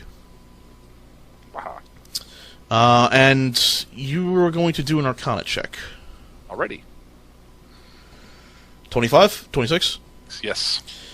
You do an Arcana check, and as soon as you are, you start sensing for something, and as soon as you do, you hear the door behind you slam and grow a bright blue. That's not good. The captain's quarters seem to be sealed off to you at the moment, and you hear a voice that says, "Time to eat!" I'm going to immediately kick this door. Okay. Well, I draw my sword. You're going to need an athletics check to do that, or a strength check or something. Athletics? Hey, funny about that. I'm trained in that. Oh, yeah. Boom. You kick the door, and you take... Oh dear. You take 6 damage. Meh. Really hurt your leg doing that. Did I at least get results? Hurt your leg. Did your result. Those are not results. Those are not satisfactory results. That's not a result. That's a consequence. Alrighty. And before I you... draw my sword and grin and say, "Bring it."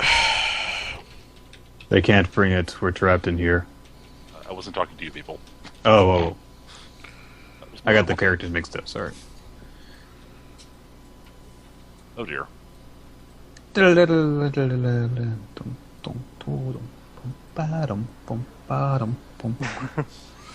And before you noticed several things with tentacles floating about.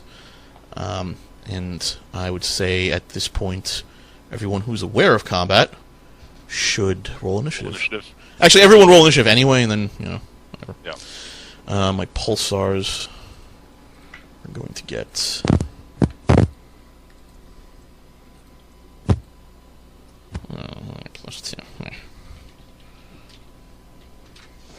Oh, you fucking 4! What?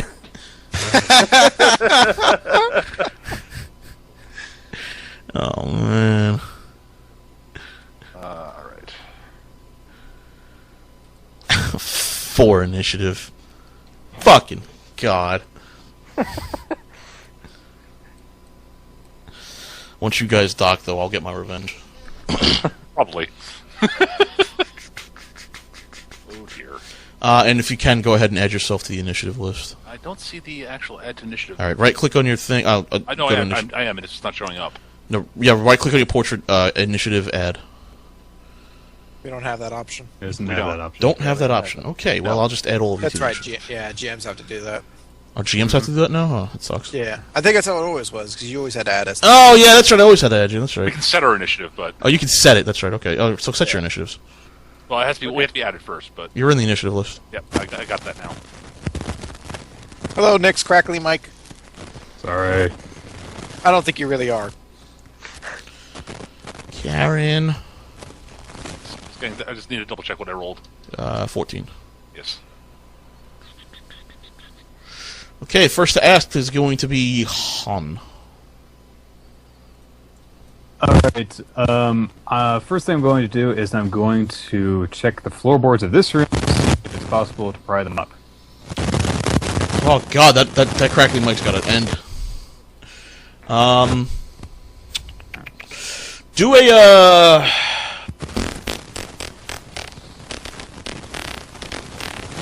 I'm gonna say either do a thievery or a streetwise check.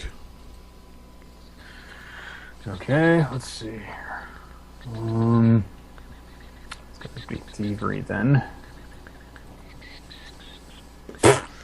You stare at the floor for a bit until Karen goes. Right. Okay. This could be better. Let's see. Quick, below deck. Well, I'm going to shout out, we've got monsters on deck. Everyone to arms. It's free action. Yes. I'm going to then... by the way, Jason, are these stairwells blocking my line of sight, or are they... No, they go directly down. They don't block your line of sight. What blocks your line of sight is the mast here. Yeah, I assumed the mast did. All right. First thing first, I'm going to use my Warlock's Curse on the nearest baddie, which is number 4. Uh-huh. So, if you want to mark it with something or other, I don't know. Oh yeah, you can mark it. You can right-click on it and do you can do state, and you can. I'll go with like, other. Other, yeah. All right. So it looks like it's a magical effect that's sealing the door, right? It seems to be, yeah. All right. So I'd assume it'd be a standard action to do something about that. Like Arcana. Yeah, something Arcana check or something. Yeah. So okay, I will then drop back to the door. Okay, you drop back to the door. And then I will use Arcana to try to see if I can inside. I'll use Arcana to see if I can try to remove the ward. Ooh. You press your hand up against the ward, concentrate for a moment, and it breaks. Okay. The door does not have a blue glow all around it anymore. I am done. Okay, Lysella. I'm going to open the door now that it's not glowing blue and sick. Yeah, that's part of your move, so. Yeah, that's fine. And as my other move, I will move about here-ish. 2, 3, 4, 5, 6, okay. And that'll be it for me. Alrighty, Vega! Were you still sleeping through all this? Yeah, I'm still asleep. Actually, you hear the cry of Karen, so you wake up. Alright. I don't have armor, so I can't get hit, or I'm gonna be fucked. Alright. Alright, since I assume I'm awake, I'm going to... You are awake. Yeah, I know.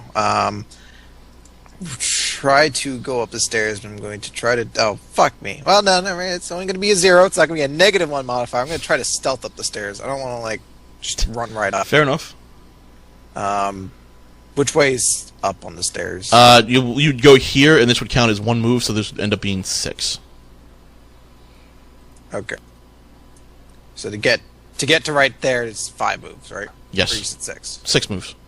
Okay, I can't even get that high then. Oh wait, no, I'm not wearing armor, so I can.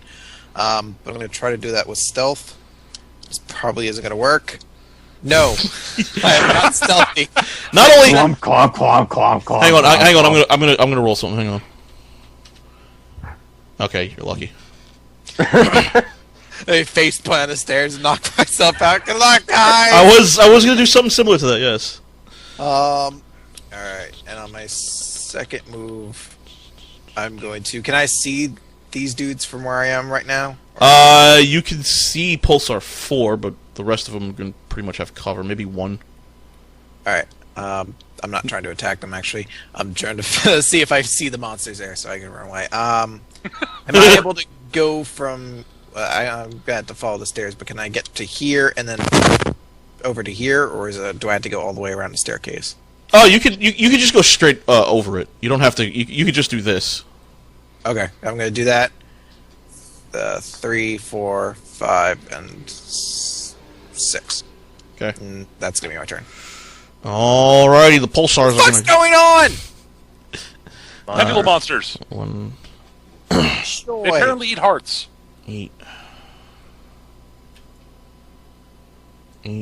4. 2 is number 3. 8, number 4.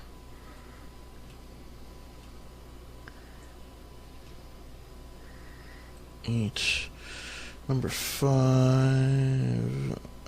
8, number 7. 8, and number 6. These are in there. And they are within 1, 2, 3, 4, 5. Okay, they are within 5 squares. No, 1, 2, 3, 4, 5. No, they're not within 5 squares of each other. Never mind. They're going to end their move there. So it's going to be Han's turn. Alright. Now let's see here. No more staring at the floor, please. Yeah. So I'm actually here. So let's see. Moving through the door is 1 move. Okay. So I'm just going to treat myself as if I'm right. Treat the door as 1 square, not 2 squares. Okay. Let's see here. So let's.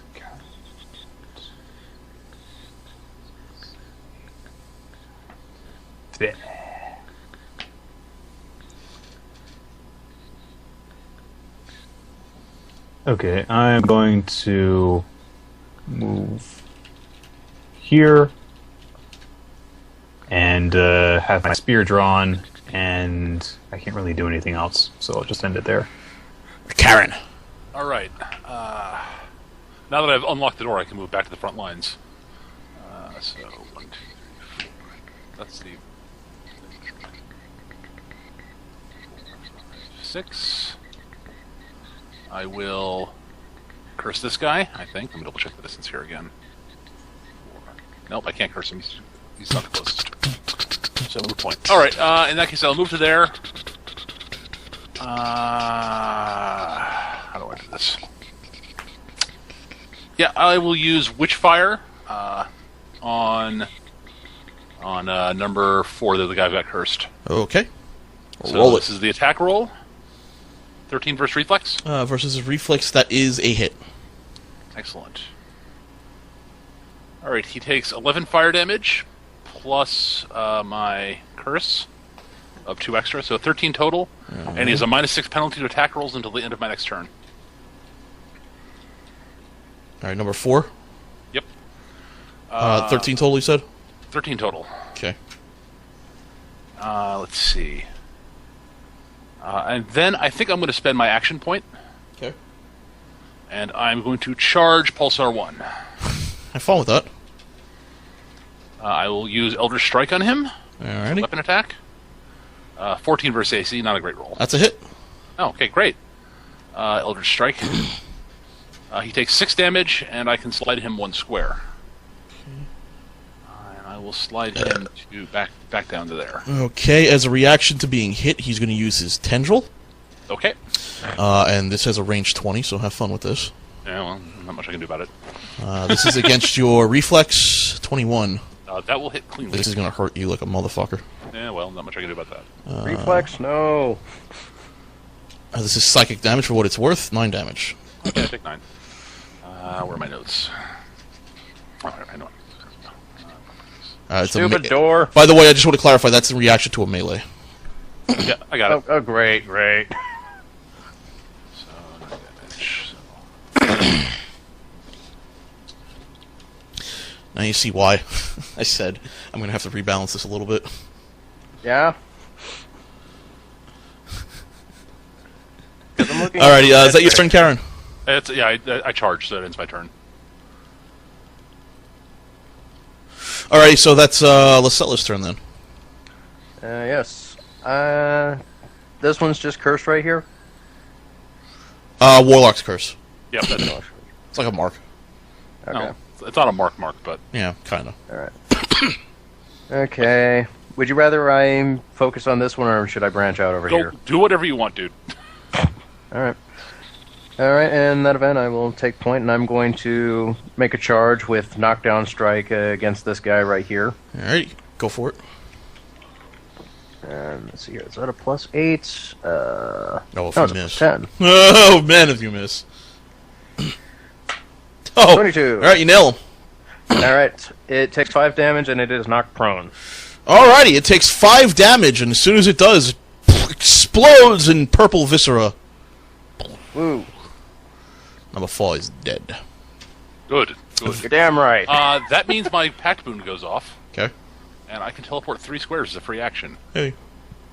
I will teleport to there. 1, 2, okay. Vega. Alright, I'm going to go up here to Lacella, and I am going to use a Daily Miner Moon Weapon. It's a touch. Until the end of the encounter, your weapon shines a bright light in a 5-foot radius and is considered a silvered weapon. In addition, any damage dealt by weapon attacks made by this weapon is radiant damage, unless it already has a type. Ooh. And then I'm going to use my encounter power, Life and Light. It's a close burst 5. All of us within the party gain resist 5 necrotic, and everyone with all the enemies within the burst gain vulnerable 5 radiant. Okay. So I like. there you go.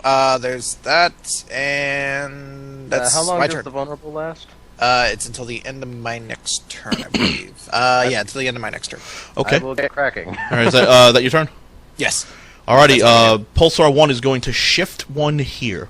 Okay. Pulsar 2 is not going to move.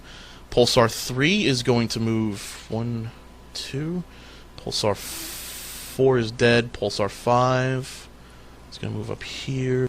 Pulsar 6 is going to shift right there. And Pulsar 7 will do here. They're all within 5 squares of each other. And this is going to be attacks against everyone in the party because they're within 5 squares of each other. You're all going to get pulsed. Oh, Plus great. 6. This is against your Reflex Karen, Reflex Lasella, Reflex Vega, Reflex Han. That is a hit. Okay. That is just my reflex. God damn it, yeah. Okay, you're all going to take 8 psychic damage. Great. And on top of that, you are all slowed. Okay. Let's see here. Which, I mean, considering how close quarters it is at this point, really doesn't matter. Alright. All right. I am bloodied. It matters to me. I'm one above bloodied. Okay. Wait, did you get hit again? I took 6 from Oh, the that's door right. and then I took 8 Kick from the the door. thing. Alrighty, it's Han's turn. Alright. Let's see here. So we're slow, so we're down to... Fuck. Alright. Shit.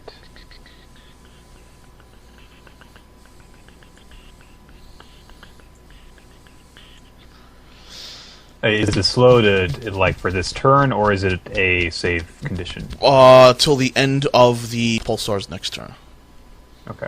It's actually till the end of Pulsar 1's turn. Okay. That was a cluster attack kind of deal? Yeah, it's the only. It's really the only attack they have that I've set them up for.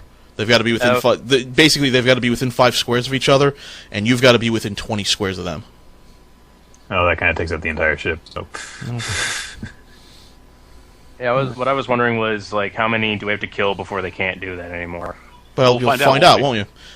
Fair enough. Alright, I'm going to use the move action of my Dancing Cobra technique so that I can move my speed +2, Fucker. which will actually give me 5 squares. And then I will take out a shuriken, and I will toss it at Pulsar 3. Joke. So this is going to be a ranged basic attack. It's a 1d20 plus 7 versus AC. I Crit. Nice.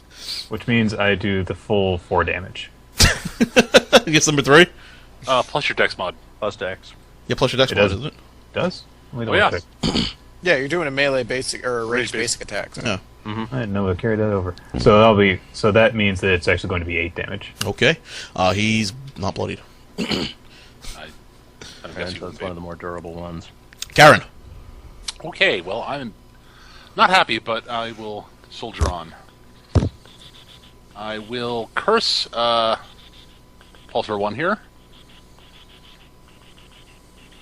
And then I will use my standard action to Sword Burst. Actually, yeah. So this is a Close Burst 1. Enemies, all the enemies in the burst, so all the enemies are surrounding me, so it's against 1, 2, and 6. And I'll start with 2 and go down clockwise. Okay. Alright, This is against AC? Reflex. Reflex, okay. So 14 versus Reflex against 2. 2. Hit. 13 versus Reflex against 1. Hit. And Miss. 7 will probably miss. Alright, everyone I hit takes... that's the wrong damage number. Oh, okay. Let's just say, like, damn. I was hoping that would be I the forgot to damage edit number. that. It should be D6, not D12. Just roll D6 then. It's got it. Here we go. That's an easy fix. There we go. They each take 6 force damage, except for Pulsar 1, who will take my curse damage for an additional 3. So he takes 9. Okay, so Pulsar 1 takes 9 damage. And Pulsar 2 takes 6. Pulsar 2 takes 6. Pulsar 1 is bloodied. Okay. Bleeding purple goo. Purple goo. Lacilla! I'm not done yet. Oh. I'm debating whether I want to teleport out or not. And I do. I'll use Phase Step. Actually, I'm going to stay. No, I'm going to face step out, yeah. So I teleport 5. Get the fuck out of here. I don't want to be here. Well, if I wasn't bloodied, I'd be okay there, but I am. I don't feel like being surrounded by tentacles, thank you. So I will face... Actually, I can teleport to there, so I will. Bamf. I'm done. Okay. Lucella. Alright, so Pulsar 1 kind of seems to be the ringleader of sorts. No. Is that what the numbers have indicated? Or is it just... No, they're No, just... that's just me tracking it. Okay. Alright, I will scoot right here, and I'm going to use my encounter power Steel Serpent Strike against this. This is going to be against its AC. AC. 26. That hit. Alright, so this does 2 weapon plus strength, and then there's also that whole radiant business going on. Mm-hmm. Yeah. Alright, so 2d10 plus... vulnerable 5, did you say? Yes. Okay, I will add that in and make that a plus 10. Okay. If I could actually hit the 1 instead of the tilde. There we are. 25 damage. Alrighty, you completely and utterly caused the pulsar to explode in viscera, considering he had 3 health left. Great. Overkill. Overkill. No special bonuses for overkill, by the way. Alrighty, is that your turn?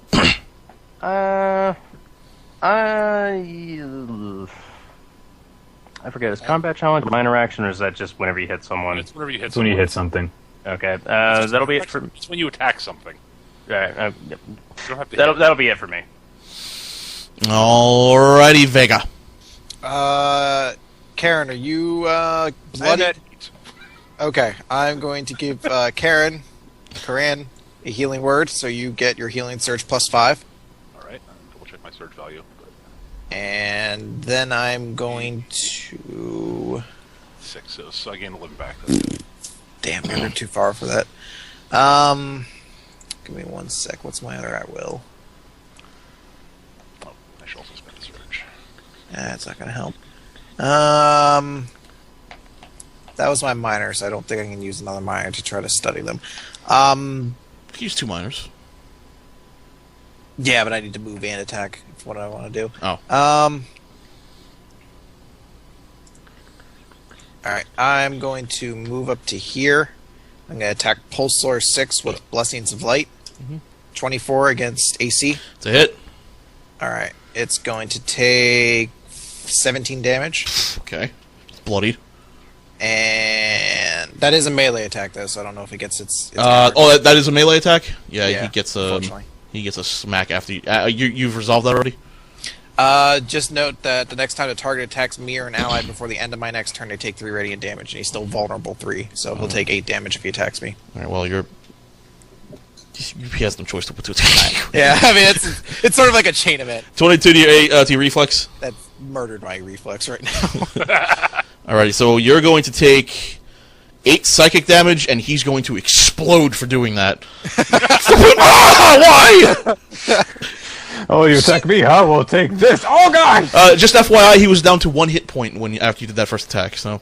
On the plus side, the radiant damage from the attack did force him to die. So It did. There is that. Is that your turn? That'll be my turn. Alrighty, the remaining pulsars gather up. And you're all going to get attacked. Yeah. Alrighty, Lucella against your reflex, Vega against your reflex, Karen, yours, Han, yours. All got nailed. Yeah, I think we all get hit by that. Alright, so you're all taking 2d4 plus 3 damage. Actually, I don't get hit. Fucker. Alright, those of you who did get hit I get hit. are taking 8 psychic damage and are slowed. Ow. Ow. Yeah, I'm 6. bloody. Oh, no, wait, no, they're down to 4 now. You don't get slowed, sorry. Okay. Yay! I'm bloody again, but whatever. I am very bloodied. I'm down to 6. I'm down to 7. I'm down to 4. It's not a competition. I think some of you should probably use your second wind at some point. Just I was planning on that. a hunch. Alright, Hans, your turn. Alright, I'm going to move up here. and obviously not actually traveling over the stairwell. And I'm going to use my power 5 storms. This is not a melee attack, it is a close burst 1. So this is going to be against the reflex of both Pulsar 5 and Pulsar 3. Okay. Pulsar 5's reflex. Pulsar 5. That's a hit. 1. 3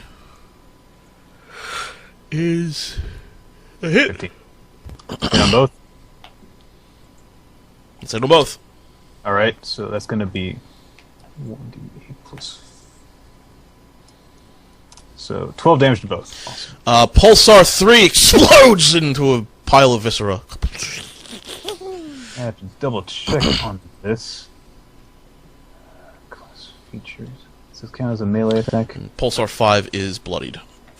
Your flurry. Yeah, I gotta double check on that. It is a melee. Well, one of them's dead, but this one's gonna hit you. Well, if he doesn't have to use the flurry.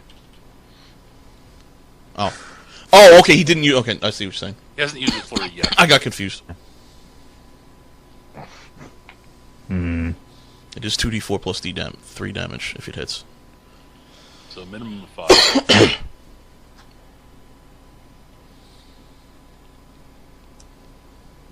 Shit. Do you have an action point?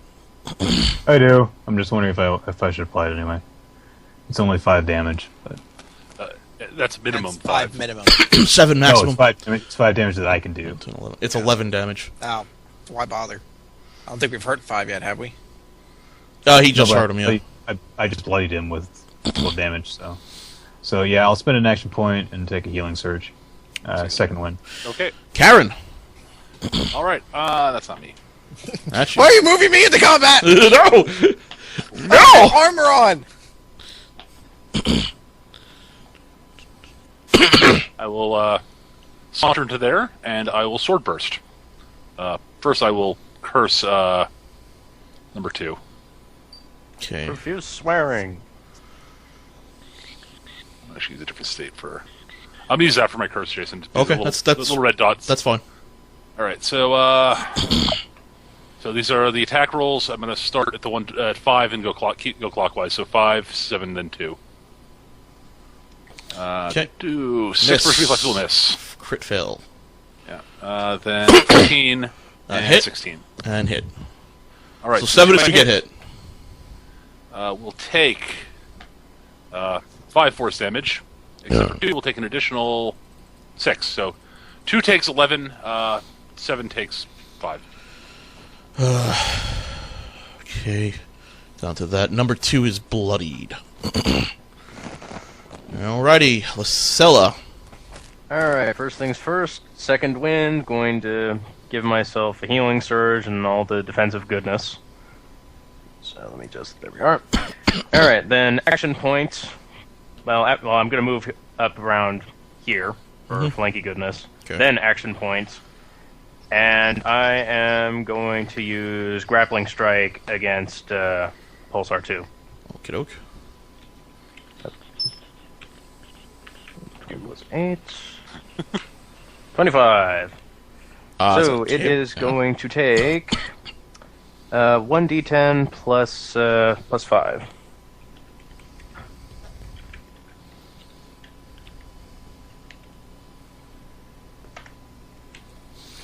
You strike down on the Pulsar, who was already very bloodied as it was, and it explodes in your face. You have a way of killing things that have 1 health. Incidentally, I accidentally said plus 5 instead of plus 6, so there you go. There you go. Once. Vega. Karen, Lysella, and Han, who's hurt the worst? I'm down to 11 at the moment. And Lysella's at 14. So heal yourself. Yeah, I'm fine. Alright, I'm going to spend the last healing word on...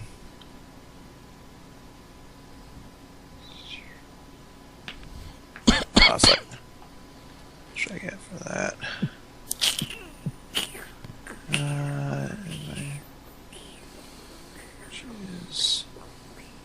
fuck's my surge value? Where does it say on I play for you what my surge value is? Your surge value is 1/4 your life max. Okay, so 7. Okay. It should say your surge value in the white header bar. It should say 10 surges, 7 surge value. It just says 10 of 10 surges. Doesn't give me any value. Whatever. It should be 7 if it's 1/4. That's 1/4 round down. Only 28 health. So. Oh, that's right in 7 on the nose then. I will give the last healing word to Karen. Okay. So you get your healing surge +3. All right. I get 9 back then. I'm going to move here and use my daily Nimbus of Holy Shielding. This is going to attack. This is a burst, and this is going to attack both of them. It's a close burst one, and this is against their will. Okay, is it a melee attack? No, it's Okay. a close burst. Oh, I'm sorry, yeah. And their this will, is gonna eh? be- yes. So the first one is going to be 23, Ouch! and the second one's going to be. Crit! So the second one's going to take 13. The other one's going to take 1d8 plus 5, so 10. So 10 to 7 and 13 to 5. 10 to 7 and 13 to 5? Yes, and that is radiant, but they're no longer vulnerable to it, so unless they have a natural radiant. Number 5 explodes in viscera in your face. Yay! That also provides everyone, because you are all within 2 squares of me, a +2 power bonus to all your defenses, and this lasts till the end of the encounter. Hey. And I'm going to spend my action point to use my second wind, so I'm going to regain 7. That's my turn. Vega, the pulsar looks at you. And It doesn't need to look at me. oh, it needs to look at you. It needs, needs to we look don't at you need to do because that. You're making me shy. you see all of its tentacles sort of flare out at once and come straight at you. Oh, fucking A. And this is going to be against your reflex. It's a triple attack against you, Vega. 1, 2, 3. 20, 15, and 13 against your reflex. I dodged the No, that hit 13 still hits. I get 13 hit by still all hits? 3. Okay, you're going to take +3 damage. You're going to take this damage times 3. Oh no! 3 damage! What mighty tentacle rape your monster has! You brute! You brute! You brute! You brute! Was that tentacles or is he slapping me with wet noodles? It might be slapping you with wet noodles. Well, that's his turn. Is it cold in here or what's going on over here, buddy? He's like, I've never been to Japan, I didn't know how it works. Han, it's your turn. Didn't watch weekly manga recap. Botchicles. Okay. Yeah, I'm just gonna shift up and do the same attack. 1 to 20 plus 5 versus reflex. Only 12 against reflex. It's a miss.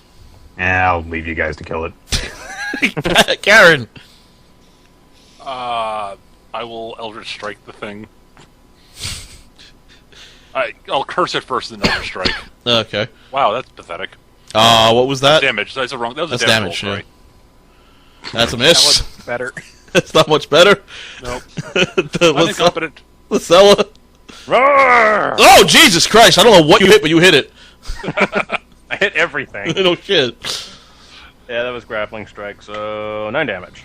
9 damage and it explodes in your face in a pile of viscera. It had 1 health.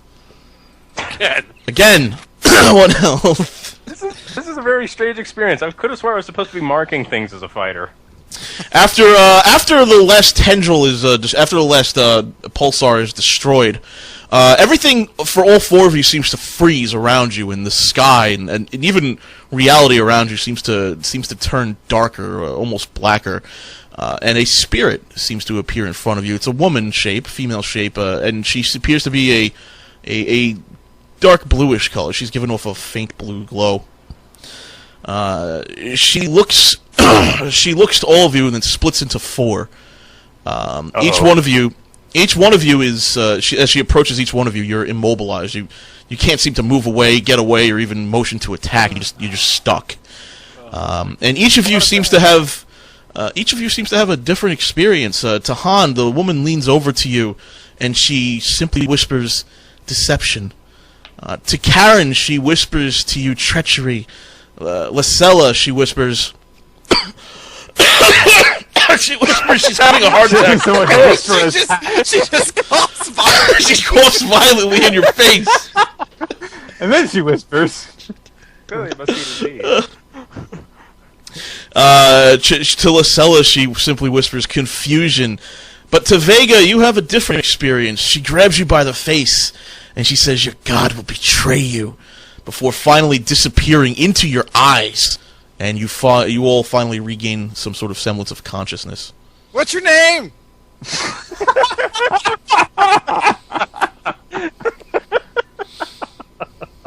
All right. Well, after that happens, I will shake my head and sort of look around and go, "Oh, I hate it when that happens." So what did just happen? I'm gonna fall down, rest. Fall down and rest. I've got I will just fucking. shake my head and walk away. I've got like fucking tentacle brain puke all over my pajamas. What the fuck? I'm gonna go. I thought it stank when the room just smelled of shit, but I don't even know what this is. How dare she say Saloon will betray me? If you want a quick bath, well, I have some rope and the bow's right over there. A moment later, I'm like, wait a minute. It's a good idea. I'm gonna go find a bucket and some rope. You gonna search for a bucket? Yeah. Alrighty, you don't find anything on deck. I'll go below decks. Alright, Han, not Han, I'm sorry.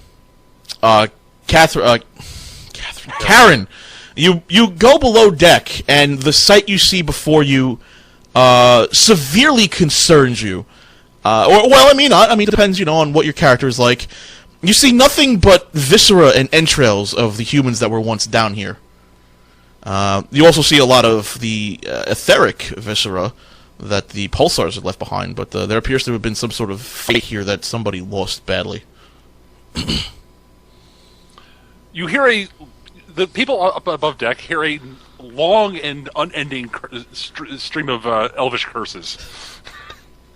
I understand Elven, so I'm going to go see what's up. I want to see this. All right, you run towards the cursing, Vega, and you run down below deck, and you see exactly what she saw: the viscera and corpses of many humans. Some of them still locked behind cages. I'm apparently, going to go down as well. Han's going to check the captain's quarters. Do I need to roll an endurance check not to vomit? If you want to, yeah. Do you want to? I feel like the sight. If you feel that, if you feel that's within your character, yeah, go ahead. I feel like walking into a room full of that 3. I vomit. Yeah, you crit failed. You're puking. There's blood. You crit failed. There's blood in that puke. I was hurt pretty bad. I can understand that actually. Actually, when I see that, I'll actually get concerned and help her back upstairs. Yeah, you help her back upstairs. I'm going to just search about, see if there's any survivors of any manner, both on this deck and below deck. I'm checking the captain's quarters for the people that we left back in there. You check the captain's quarters, you see a similar sight.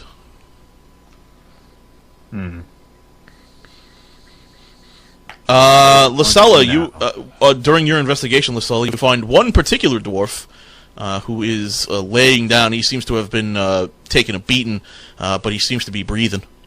Yeah. Where is he? He's right around, as you're searching, he's around here. Okay. He goes up, he looks at you and goes, "Oh, Jesus Christ! Oh, they were everywhere!" I'm going to immediately attempt to stabilize this man. Alright. With a heal check. Yes! You seem to have stabilized him. Yeah. He goes, oh, thank the gods, you're alive. Oh, I thought this was a doomed ship. Where's the captain? Where's everyone else? Everyone else consists of myself, 3 others, and anyone I haven't found yet. Oh, I think most of us were down here. Oh, we better get up. You better get up on deck and get to your friends. I'll come on. Do you need any help, or can you walk? I can walk for a little bit, yeah. Alright, I'm going to check the hold, see if anyone's down there. Okay. You check the hold, you don't notice anyone down there.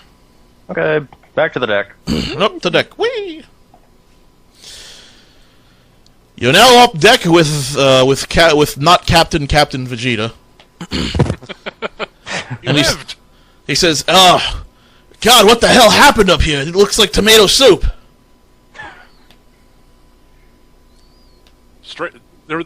You got attacked too, huh? I'm guessing what attacked you we were attacked by what I think attacked you downstairs. Hey, how did you get out of it? They destroyed us down there. We managed to drive these off. Oh. Well, kill them. Well. I actually just had a thought. I'm going to go check the cargo hold again real quick. Is the food and water okay? How do you want to check it? I don't know. Just like taste test. See if it's still good. Yeah, sure. You taste it. Seems to taste fine. All right. So we still have all the food. Good. Has anyone heard back from the fleet? How? Well, they were sailing with us. I assume maybe they could have some sort of smoke light signal thing. Is there a spyglass in the crow's nest? I imagine so. I don't usually go up there. I'm going to ask Han to climb up there and see if he can see any ships. All right. I will climb the mast and see if I can see any ships. You're going to have to do a perception check because it is nighttime. I figured. And this is why I had into it. Yeah. Nope. Han, out in the darkness, you notice that as the ship sails, water actually gets left behind the ship. Wait, what? Huh? It leaves. There's a wake behind the ship. Isn't that how ships usually work? It's the joke. You rolled a 10. Well, actually, you rolled a 2. Oh, okay. Ooh, wake! Neat. You're like, there's wake. I'm learning how displacement works. Fascinating. You rolled a 2. I mean, perception is a lot better than that. So. What is your passive? It's 18. Oh, if your passive's 18, then fuck that. Yeah, then pretend that didn't happen. You notice out in the darkness, you can't really see any light or anything, but you do see chunks of wood floating about in the ocean. We need to beach as soon as possible. That's what I say after I get back down the mast. Oh, I thought you were talking to like a fucking crow. I have noticed that when water is displaced around the ship, it goes back behind the ship. Secondly, we need to dock as soon as possible. When he rolled the 2, I was imagining him holding the spyglass backwards. Why is everything so small? Is everything so far away? Wait, I think I have it. Ah. He has it in his mouth. He's like, "Oh, it don't work." Are you sure this will help me see better? So, where do you propose we dock? Well, do we know what our current position is exactly? Well, I'd figured, considering it's been about 2 months now, we're a little more than halfway through our journey. In fact, probably 3/4 of the way through. All right. Do you have a sea map and a sextant? What? Check the captain's cabin. Yeah, I'm gonna do that. I'm gonna look for a map and a sextant. You find them. Alrighty. So, it's night right now, so I'm going to see if I can figure out our. Yeah. Considering your background, you're able to figure out your position. You're pretty much on course. Okay. You determine. that sounds Is about our, right. all right. That's Is something. our 2/3 is of the way. our- Excuse me, not 3/4. all right? So our course destination is the closest land point. From everything you can tell, yes. Although lots of these waters are unexplored. Well, I don't see any better course of action than straight ahead. I tend to agree, but How are we gonna run a ship with 5 of us? You're going to listen to me very closely, that's how. Yes, ma'am. Nick! Okay. Nick! Nick, What? Microphone! Mike. Microphone. I'm not doing anything! I know, just saying. Now it's fine, so whatever. Alright, so, Han, what did you see out there exactly? He's muted. Oh, he's muted. Huh. Well, I'm gonna pretend he told me what he saw. I said wood. Oh, you said wood. You saw a lot of wood, or you saw some wood, or what did you see any boats? Only bits and pieces. That's not good. What do we do? Make the best of it and try to get to land, I guess. Well, I'm at your disposal, folks, because this is a bit out of my element. It's a bit out of my element, also. I knew this journey was a death trap. I don't think you quite imagined it to be like this. I thought I'd make it to landfall first. Lovely. All right. Well, Lucilla, you know what you're doing. What do we do now? Well, I'm just going to give the orders on, maintaining the mast's course and other whatnot, and I'm also going to say that we need to just get rid of all these bodies because they're just going to make us sick. Well, yes. Right? No, I don't think he means. He didn't mean just like ill from looking at them, but like actually having them on board will actually will be bad. Well, all right. So you guys end up splitting up the duties for how to maintain and manage the ship. Yeah. The dwarf Vegeta spends his time below deck trying to clean it up.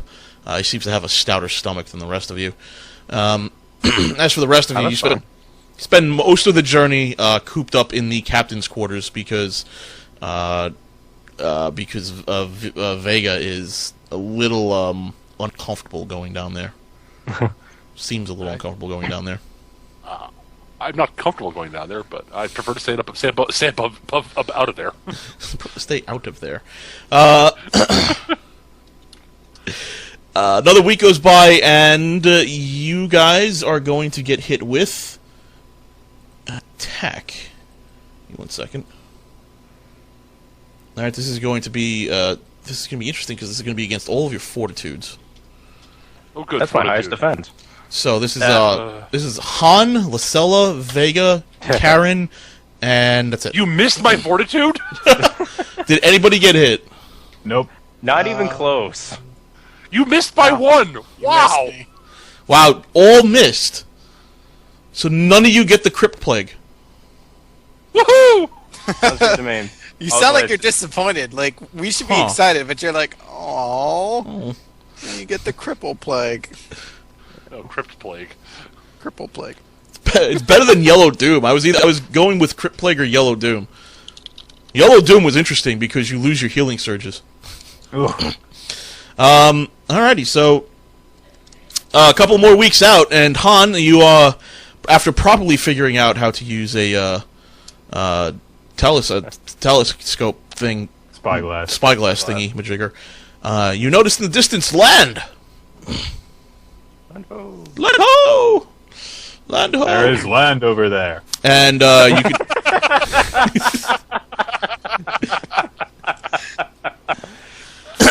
Considering the state of affairs, you guys go to the map on the Prewick map.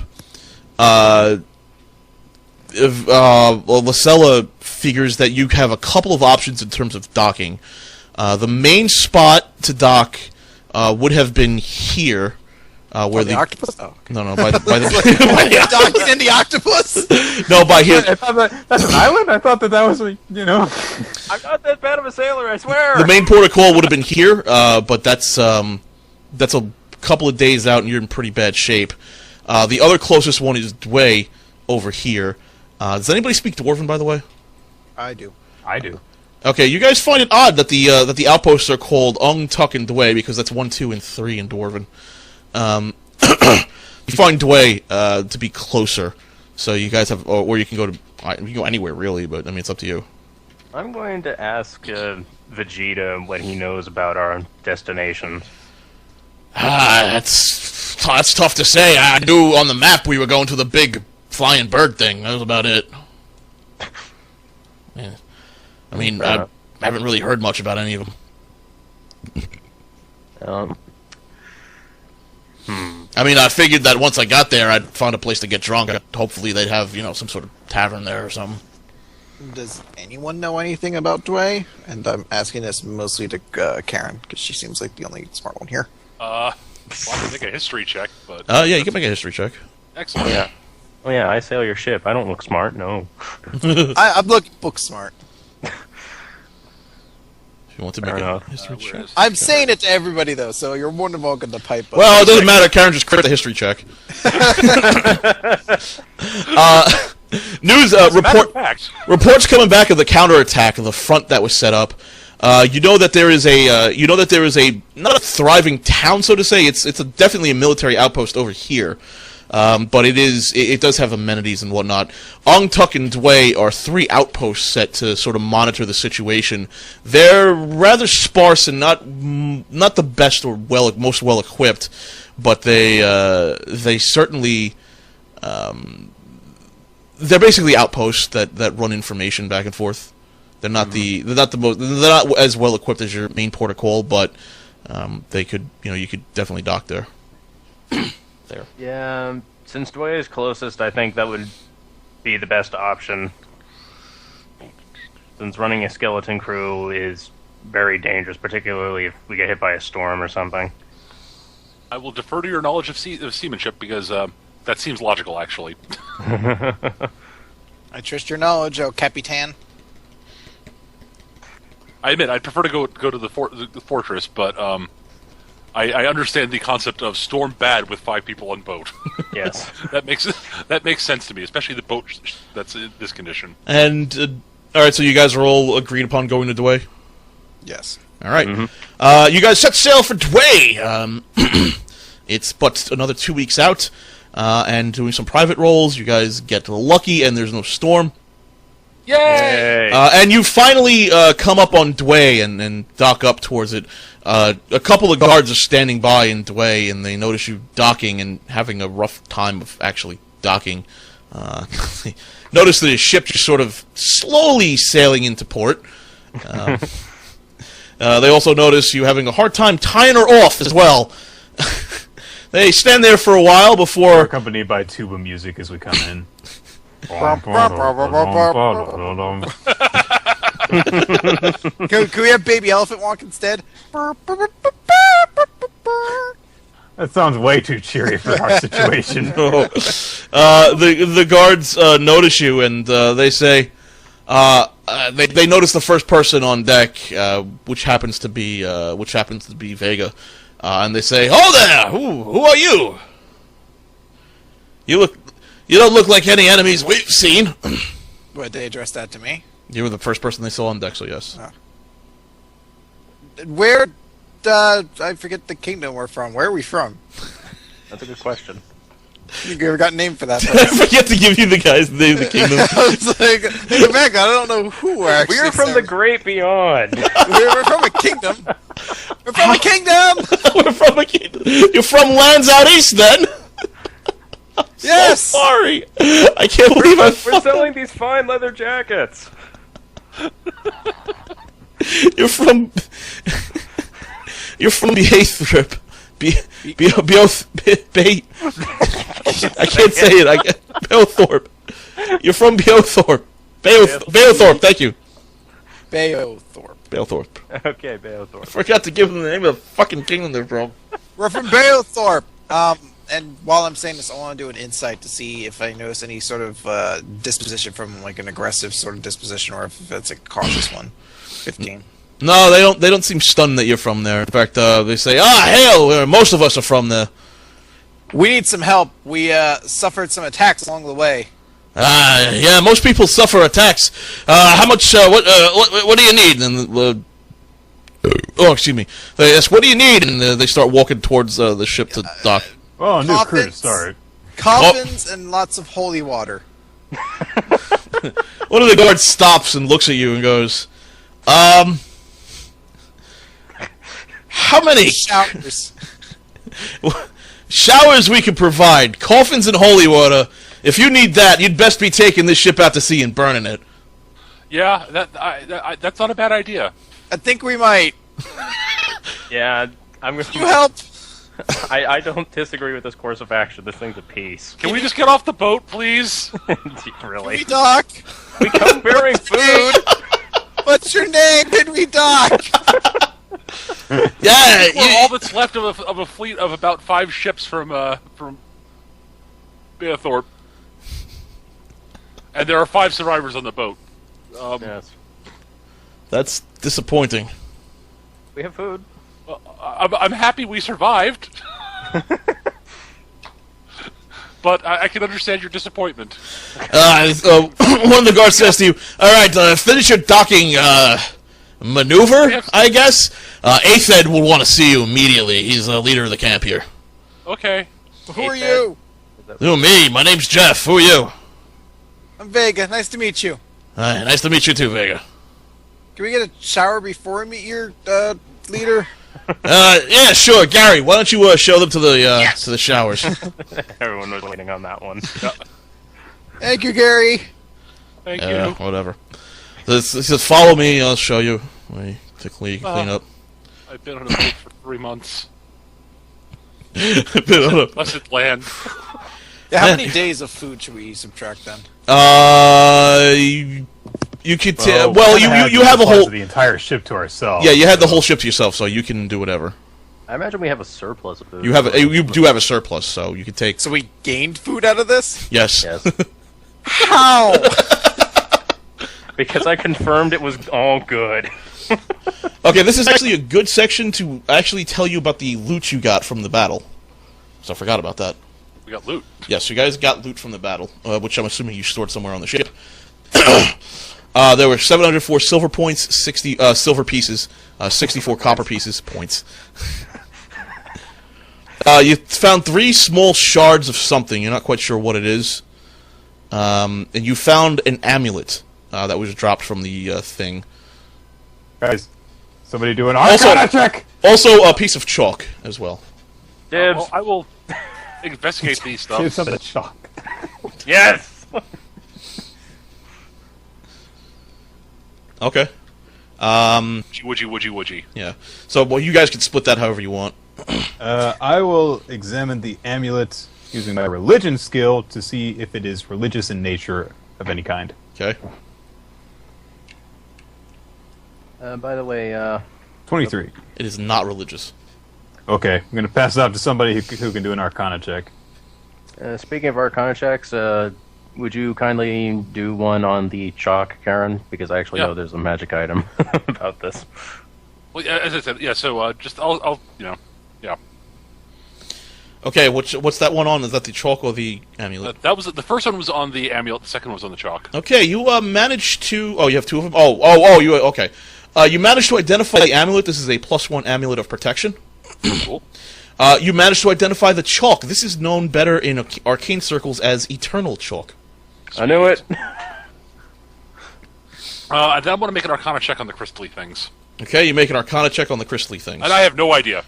They look like small black shards of crystally things. I'm going to try to do an Arcana check on the crystally thingies. You look at the crystally thingies, and they seem to be small black shards of crystally thingies. Even after your They're Arcana not check. magical. Can I make a streetwise check to determine how much they might sell for? Okay.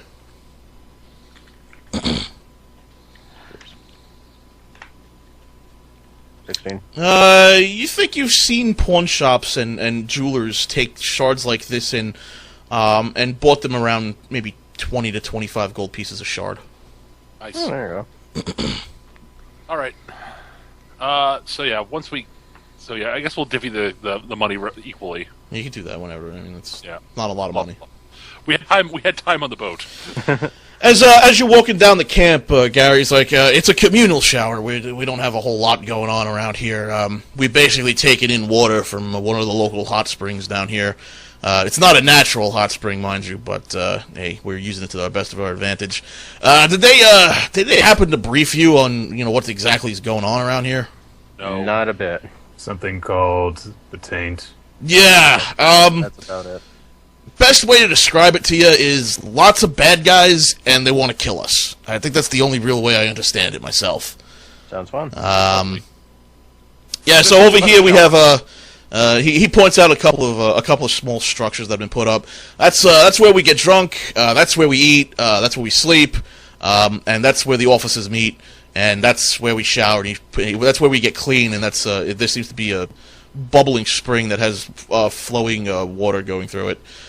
He says, "Oh yeah, if you need fresh water, I recommend going upstream of the spring." that makes sense.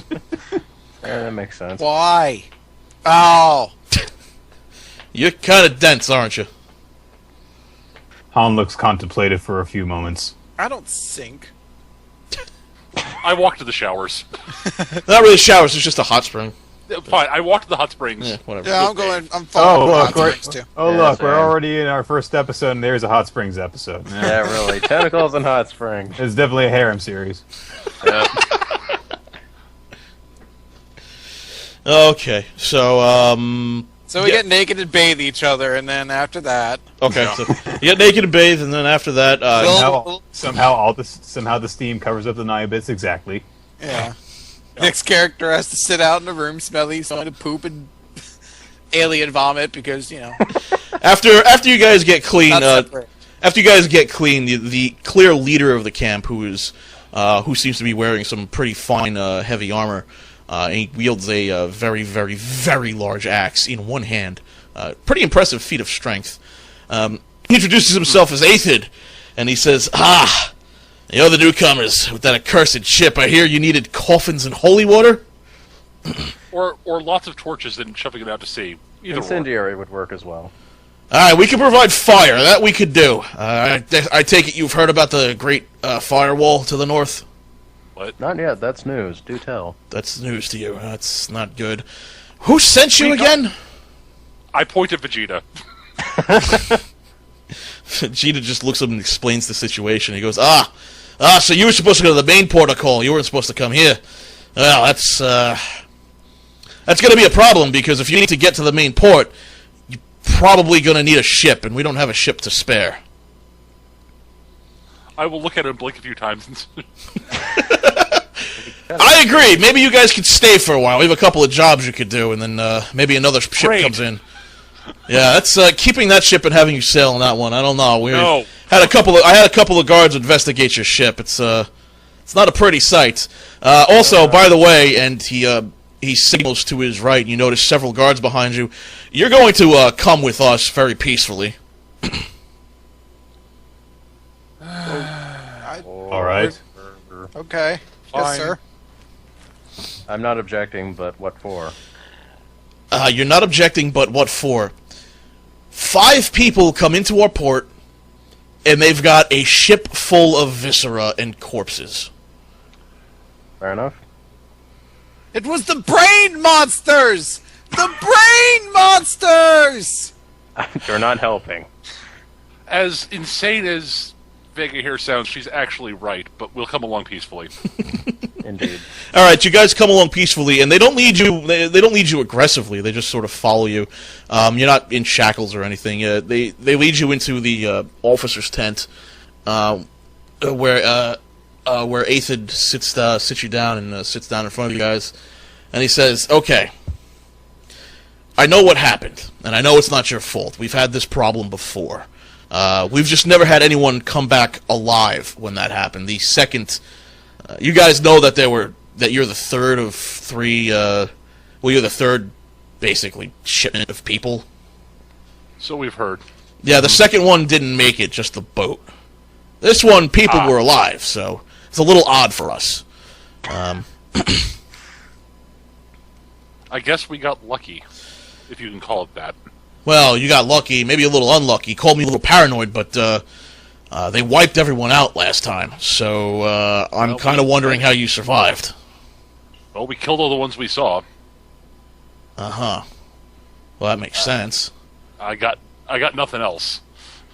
Can you describe exactly what it was? Because we also found on the last ship that came in some weird sort of goo. You know what they were? All right. Brain monsters! So I will recount the story of what happened. Yeah, you recount the story of what happened. He listens. I will do it in a way to sort of try to allay his fears using diplomacy. All right, all right, so he listens to you and he says, "All right, well, boy, you know, we're kind of spread thin right now. We could use all the help we can use here in Dway. Perhaps, I'll send a runner. I'll send a runner to the main port, and I'll send word of exactly what happened to the fleet that they were expecting. You guys really should make your way over there eventually, but I guess we could use a couple of things. I suppose you're hungry. Maybe you want something to eat. That'd be great, and I at least would be very happy to help you guys in the meantime.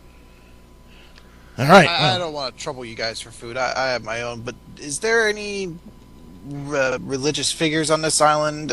Priest of any religion by any chance? No priests, but there is a brother of Coralon here. Of course. Would I be able to speak with him? If you wish. Where can I find him?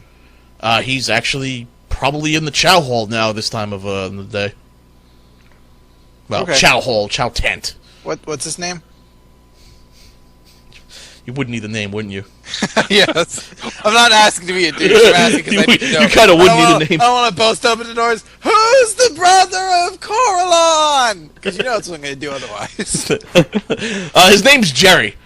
Jerry? G-E-R-Y, Jerry. Wait, the same Jerry who took us to the hot springs? No, that was Gary. That was Gary. Jeff and Gary. Oh. Silly me. Brother Jerry. Yes. Brother Jerry? Brother Jerry.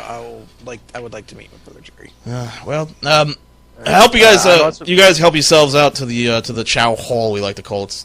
It's a tent on mud, but hey, what are you gonna do? I'm going to mention to him that we managed to preserve all of the food and water that was remaining on the ship. So if they need anything else in their stores, there's plenty on the ship. We're good for now, though. I recommend you guys take your own fill. You know, I don't know. I really don't know. I think maybe that might be cursed. We could take it off and we could store it here, but the main port could also use it. They're fighting on 3 fronts right now. There. Yeah. So we should probably take the provisions off. Yeah. All right. Well, we'll get some couple of men to take the provisions off before we, burn the accursed thing. All right. Well, to the chow hall with you then. We'll catch up later. Thank you very All right. much. Land. I'm on land again. You're on land. You can't. You seem to have the feeling of you can't stop bobbing around. Yeah. Well, if you excuse me, people, I'm going to go find this Brother Jerry. All right. All of you go to the chow hall then, or? I'm gonna go to the chow hall. Yep. All right. Sounds a good plan as any. Nick. Might be nice to get a decent meal. Alrighty, you all go to the chow hall, and you notice a line of people standing to the one end of it. They seem to have plates and eating utensils, and there seems to be a man serving them at the other end of the chow hall. Seems to be serving them bread and what appears to be some sort of pasta-like meal. You get in line and you slowly make your way down the food line. Chris, are you getting in line too? No, I'm just looking for Brother Jerry. Okay. You look around and you see someone who is clearly not a soldier. He's dressed in what appear to be brown robes, and he's wearing sandals. You suspect you may have found Brother Jerry. Hey, Brother Jerry. Why, hello there! Hello, Brother Jerry. How are you? I'm fine. My name is Vega. I'm with the group that that arrived on the prisoner transport ship. That's its name. I have a question to ask you. Why, what do you want? It might be a matter we should go somewhere more private for? Why is it that whenever someone asks me to go somewhere private, it's never for sex?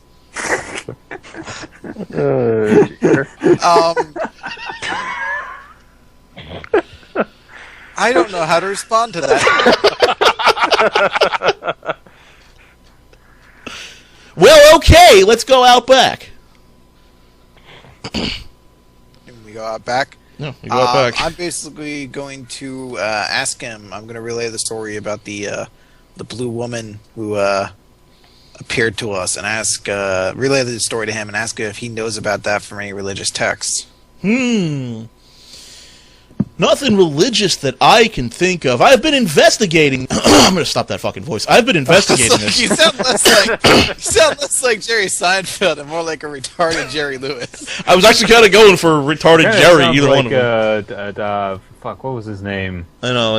I can't do Jerry. I can't do either Jerry, so it doesn't matter. Anyway, I've been investigating this for quite a while, and I found nothing really religious about it. There don't seem to be worshippers, no temples or anything.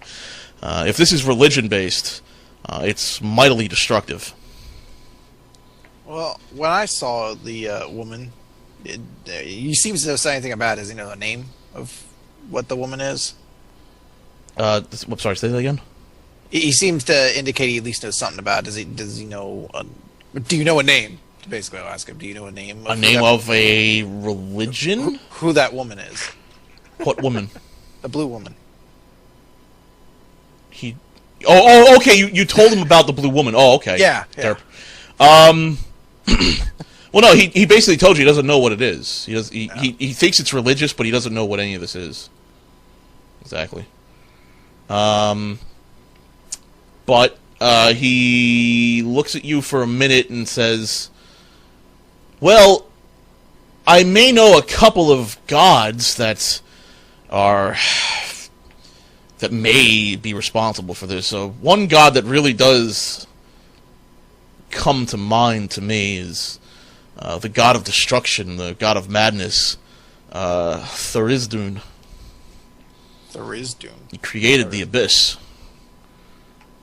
I'm going to do a religion check to see what I know personally about Tharizdun. All right. 21. You've never heard of Tharizdun before. His existence, if it is true, is either being made up by this man or it is not widely known. Tharizdun, does he have followers in this area? I've never seen anyone worshipping him, no. I mean, if anyone really worships him, they must be demented followers. You said he rules over the abyss? He is the greater god that created the abyss, according to lecture. Does he have enemies? I'd imagine the god of destruction and madness has plenty of enemies. But any that he's currently at war with?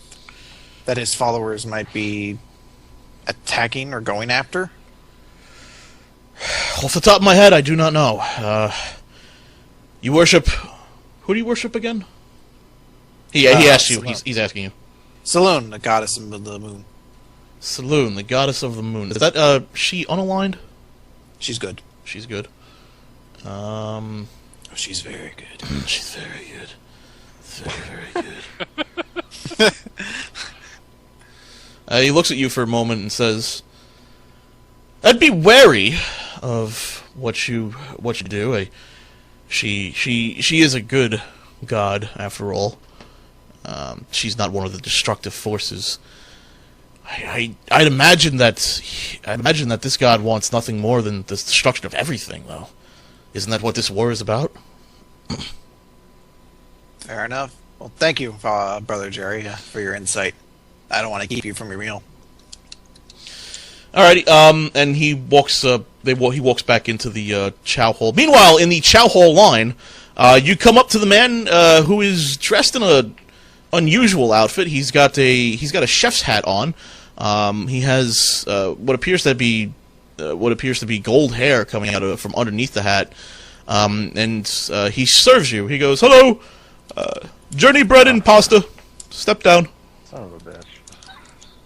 I'm so glad I didn't get anything to eat. Journey bread and pasta. Journey bread and pasta. Thank you. Hello. Hi. We're gonna meet Bomar's ancestor. He's going to be a hyper competent baker or something. I will take my food and go find somewhere to sit. Likewise. Before I'm making Nick, eye contact. Nick Han, before you're able to walk off, he says to you, "Do you know how I get home?" How do any of us get home? On a boat, and I walk away. Can you take me there? I don't have a boat, sorry. Unfortunately, my boat is currently is about to be on fire. I came from woods, not boat. Well, I am possessed by a sudden need to sterilize you. That's not nice. No, I don't know where it came from. I'll bite. Where is your home? Well, I don't know. I walk into cave and then come out forest and everything's different. Well, I'm sorry to hear that. I can't help you, unfortunately. Oh no. Thank you for the food. Okay. Bye-bye. Time paradox. Alrighty, you guys get your food and you walk to your table. Yeah. Oh, let's dig in.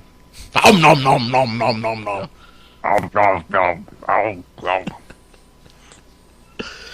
Oh man.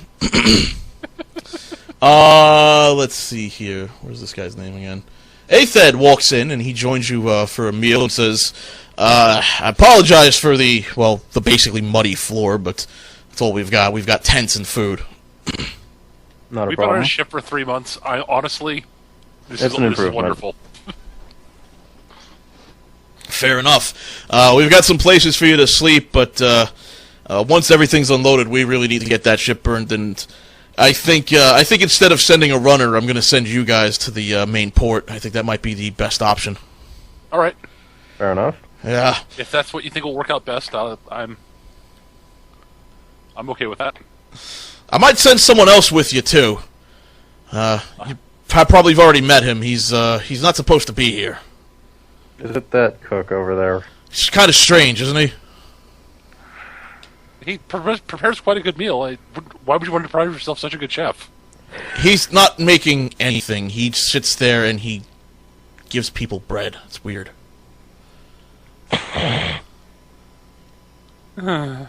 Well, if that's orders, I mean, are you opposed to it? If you're opposed to it, I won't send him with you.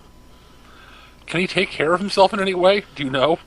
He says he managed to come down here from the forests up to the northeast, so I assume he could take care of himself, but he just sort of sits there and just hands out bread. It's very not good. Well, all right. I can't object in character. I am concerned that he would slow us down if we're making this trek on foot. Fair So, enough. Yeah. Well, we don't have... Problem is, we don't have horses to spare. Yeah. I can personally vouch for all amongst us that we're quite fit enough to make the trek on foot, but that man over there, he seems a bit unstable. I'm not quite certain how he'd fare on the trek. About how far is it to to where we're headed on foot? It's going to be a trek. You're looking at about, on foot, I'd say 2 or 3 weeks. Okay. I can handle that. We'll give you plenty. You'll have plenty of provisions. Anything off the boat you can take with you. We're not going to stop you. The major obstacle you're going to have is, well, we don't really have any boats, so we can't ship you off to Tuk. So you're actually going to have to walk around, and you're going to have to deal somehow with getting around that firewall. Firewall? It's a On wall. the map, I assume you mean this is the firewall? No. On the map, I mean the red thing. Hang on, I'll show you. Oh, this thing. Yeah, that thing. That thing right there is a firewall. It's the wall of fire. Aha. He talks to you. He says, "Yeah, it's a big wall of fire." Huh. Why is it there?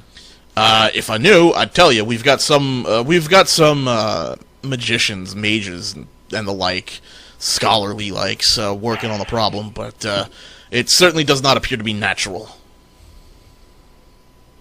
Well, I imagine we'll burn that bridge when we come to it.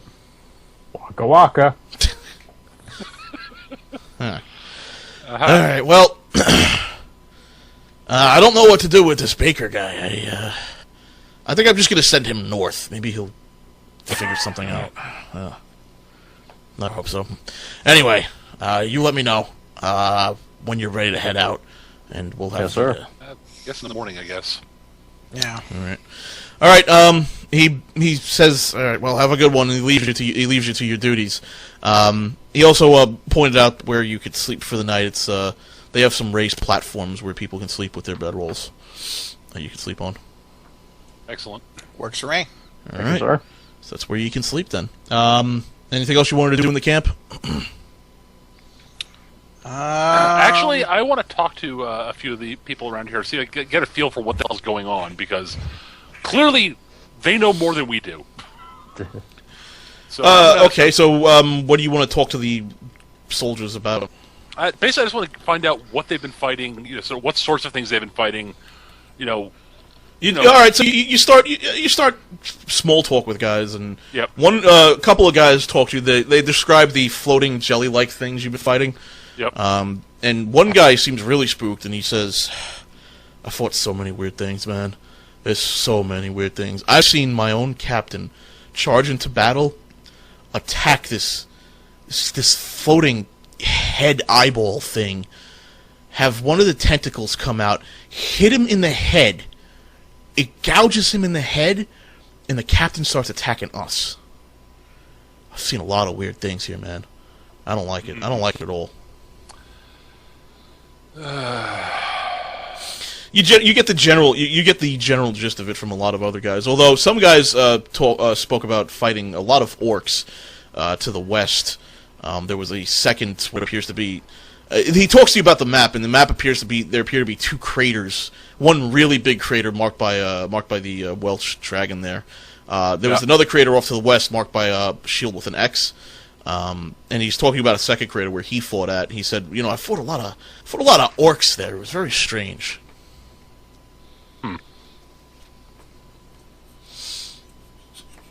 But I've heard a lot of weird things. Nobody's ever really. We've had a couple of charges into the main crater, but nobody's ever really come out of there too well. Guys who did come out, they were all kind of nuts. Lovely. Starting to think that Baker guy came out of there, but can't prove it. All right. Well, thanks for the info. I mean, given that we're going to be heading over to the main encampment, have to walk there. It's going to be any info we can get will be useful. Thanks. You're going to have to. Oh, you're going back to the main encampment. One guy pipes up. The main camp's going to be hard to get to without taking a boat. That's what we've been told.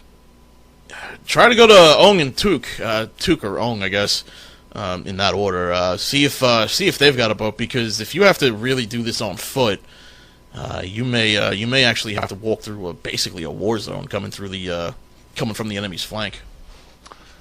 That's good to know.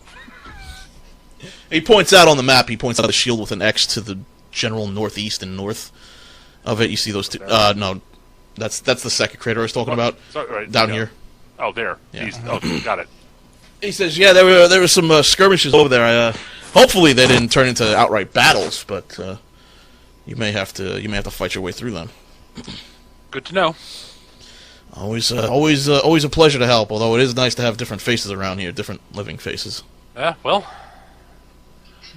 after well, it's good to see actual living people after that the last part of that trip here on the boat.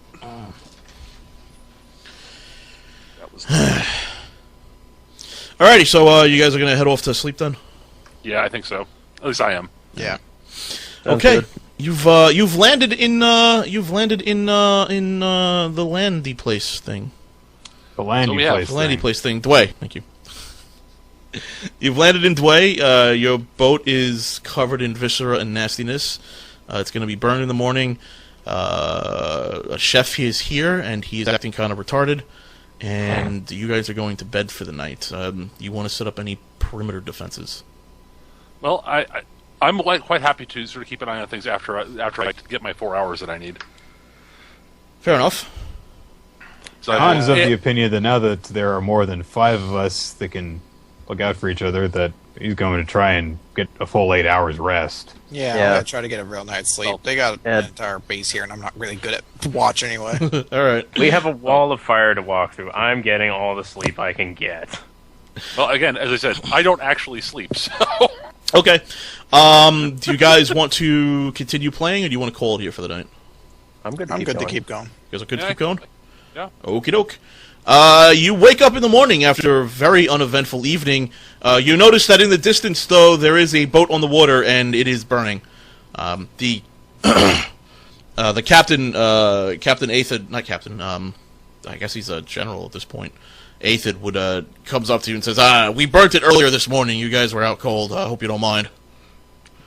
All of the equipment, of course, was taken off. It's down here in our stockpile. He points out where it was all taken to. Thank you very much. None of you are sick or anything. You didn't contract any sort of diseases, did you? Not that I'm aware of. None that we were aware of, sir. I feel healthy. Good. Alrighty, well, you best be on your way, and before, whenever you're ready, whenever you're up to it, you can get breakfast if you want in the chow hall.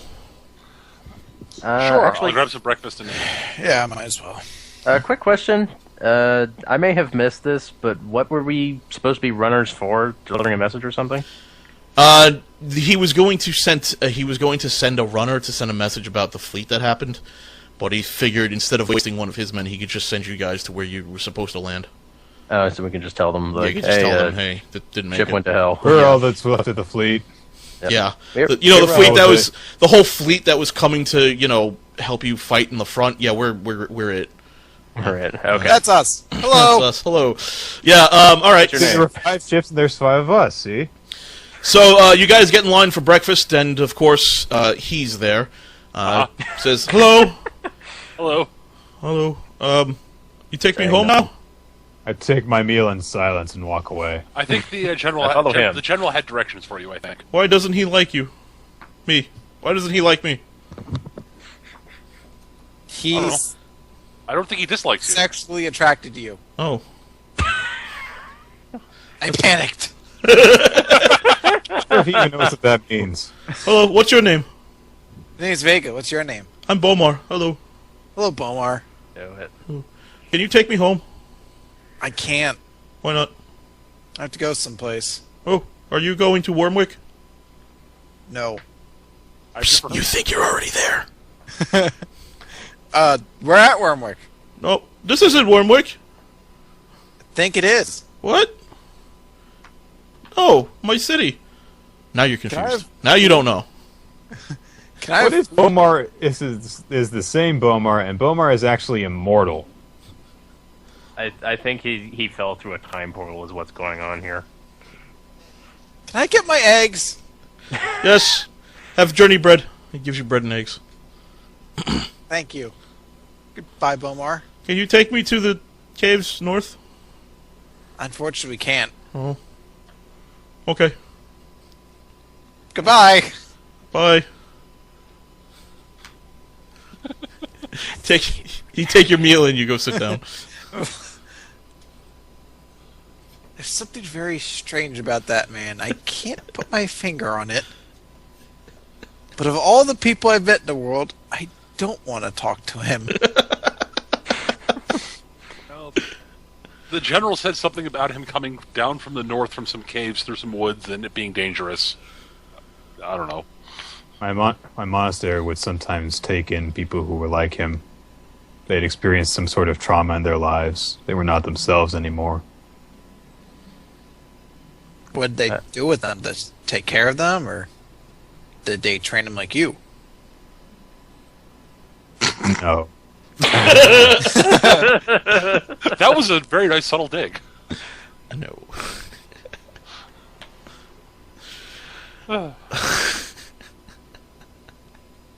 You gonna eat your eggs? Are any of you Yes. gonna eat your eggs? Aw. I don't think I'll finish all of mine. You can have half of them. Sweet! I hate eggs. The reason why there are so many eggs on my plate is because I am searching them for hair.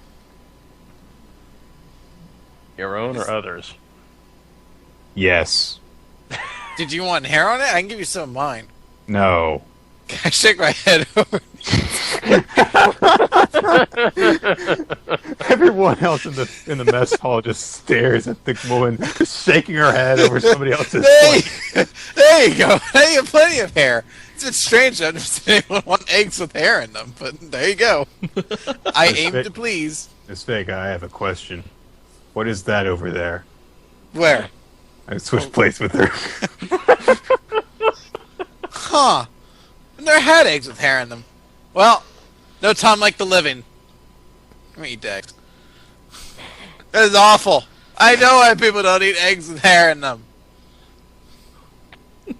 You know, I've never tried eggs with hair in them, and I deduce the fact that they probably didn't taste very good. Someone is just staring at all of this. Just like, I think she might be retarded too. Miss Vega, have you ever been through a traumatic experience in your life, which may have left you mentally damaged? I don't think so. That's one time at band. Are you sure? I once had a cat die. That was pretty sad. Oh, no, I'm sad thinking about my cat. I once had a group of friends, and you turn to your left, you notice Bomar sat down with you. And I accidentally burnt their ship down. I wanted to make them something, but I couldn't make them rock bread. You might not want to mention the ship you burned down in the presence of these people who have learned so much about the ships that have been wrecked on their way here. What? People won't like you if you talk about that. Oh. Wait. Rock bread? It doesn't bake well. Wait, you tried to bake on a... Did you try to bake on a rock, or were you baking rocks? I The tried fellow is to going to leave. I tried to bake rock, but crunchy. Too crunchy. Have you ever tried egg hair before? Right, so anyone who's ready to go, I'm pretty much ready to leave right now. We can leave. I will stand up, I will put my hand on Bomar's shoulder and say, Bomar, I want you to go to the general, and I believe he said he had directions for you to follow to get home. Yay! I will go home. So you just follow his directions, and you should be able to get home safely. Okay. It was a pleasure meeting you. I hope our paths don't cross again, because if they do, that means you didn't get home. Bye. Oh, bye.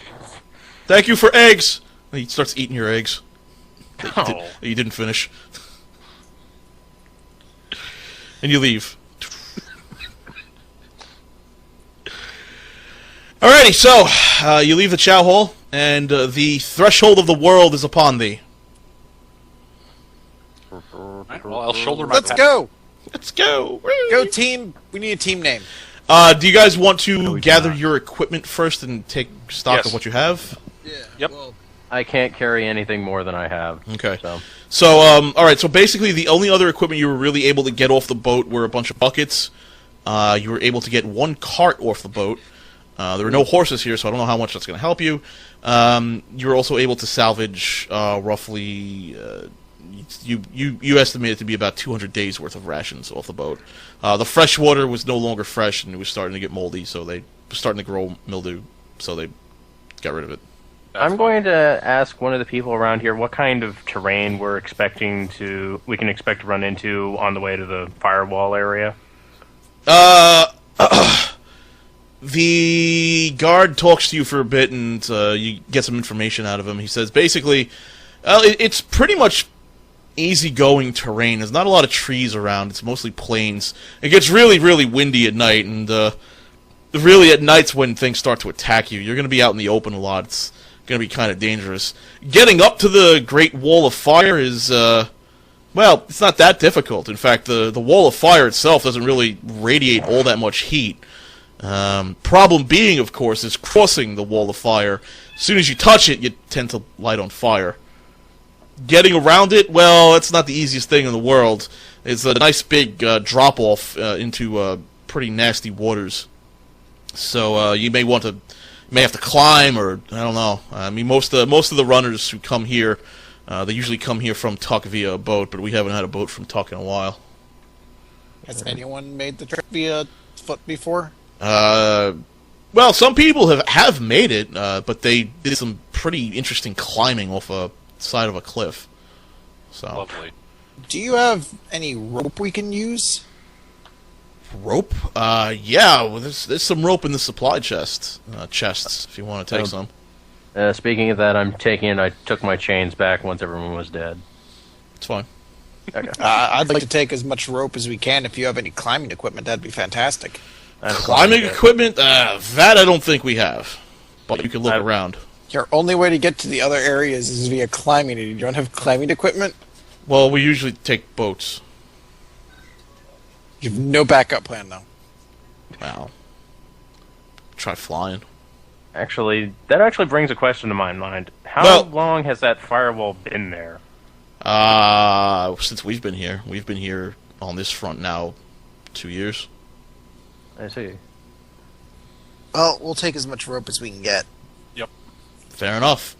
Alrighty, and you want to search for climbing equipment because he seemed unsure. Yeah. Sure, I'll poke about. Alrighty. I mean, I brought a climbing kit of my own, but okay, you could do either thievery or perception check to find some sort of equipment. One of those I actually am trained in, but I don't find anything. Well, I find the climber's kit in my backpack, I guess. Hey guys, I found a climber's kit. That was in your backpack, asshole. I found it. That's my climber's kit. Oh. Anyone else roll anything? I'll try. It's going to fail horribly, but I'll try. Might as well. 13 and 19. No, you're not able to find anything. What are we rolling on this? Trying to find either a thievery or what perception skill? check. Perception. Thievery or perception, yeah.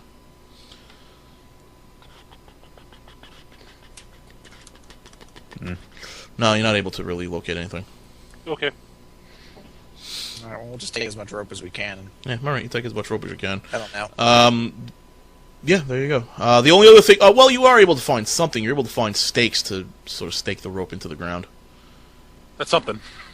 Alright. It's climbers. Better than nothing. It's not the whole climber's kit, it's just stakes. Yeah. They're not like, They're not like iron spikes. No, they're not iron. They're wooden stakes. They're not iron spikes. Alright, so you said that there was a cart. It was on the boat, and it is now off the boat and in the supply area. Well, the land is flat, and I have 20 strength. How much is it going to slow us down if I haul that myself? You normally have a movement 5. Yes. If you haul everyone and everything... Not everyone. They can walk, but just supplies, food. How much? I mean, how much are we talking? Because the cart itself weighs quite a bit. I'm just thinking, like, 100 days worth of food on the cart. We can just drop it off with the mages or whatever. Let's see. Trail rations are... They're a pound apiece. Yes. Yeah. You're asking the whole 100 pounds plus however much the cart weighs. I'll honestly just take, I'll take 50 of that. Mind you, you're not talking about going through roads. You're talking about basically trudging through mud and plains. Well, I asked if it was flat land. I didn't. It is flat land. I mean, it's pretty flat, but it's still wild land. Well, I didn't hear the mud part, so I can take a good portion of that. I'm nowhere near my my normal load even. You guys can split your load however you want. Yep. Where do we... Actually, that's a good carrying question. capacity? How much food does everyone have? I have 60 food. Days worth of food. Well, since we didn't lose any food on the journey, I still have 100 food. I'm still loaded on food. Yeah, I've got like 50 days worth. Yeah, I've got 60, so... Do we even need to bring it? We just leave it for them. I mean, look, I'll bring some. I mean, I will not leave all of it there, but I don't think we need to concern ourselves with taking a whole shit ton. Alright, if you can do that, then alright. I'll take 50 pounds. I'll take 50 pounds worth, so 50 more trail rations. Okay. I think then we're off. All right, you head off, and you're basically following the coastline up north towards the firewall. Yeah.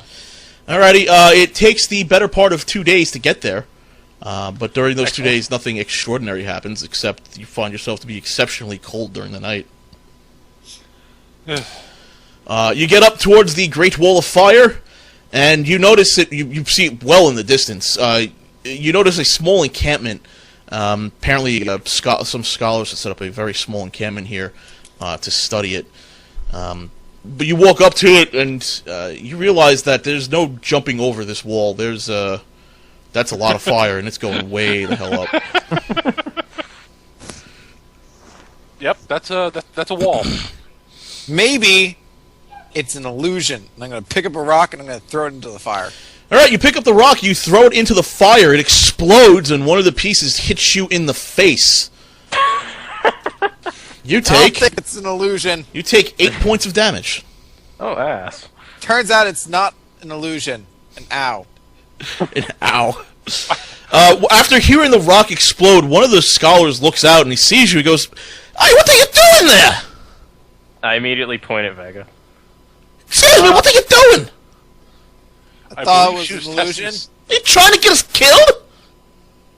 No? Well, don't do that. Who are you? I'm a scholar. Who are you? I'm Vega. Hello, scholar. Nice to meet you. Nice to meet you too. Why don't you come on into my little tent here?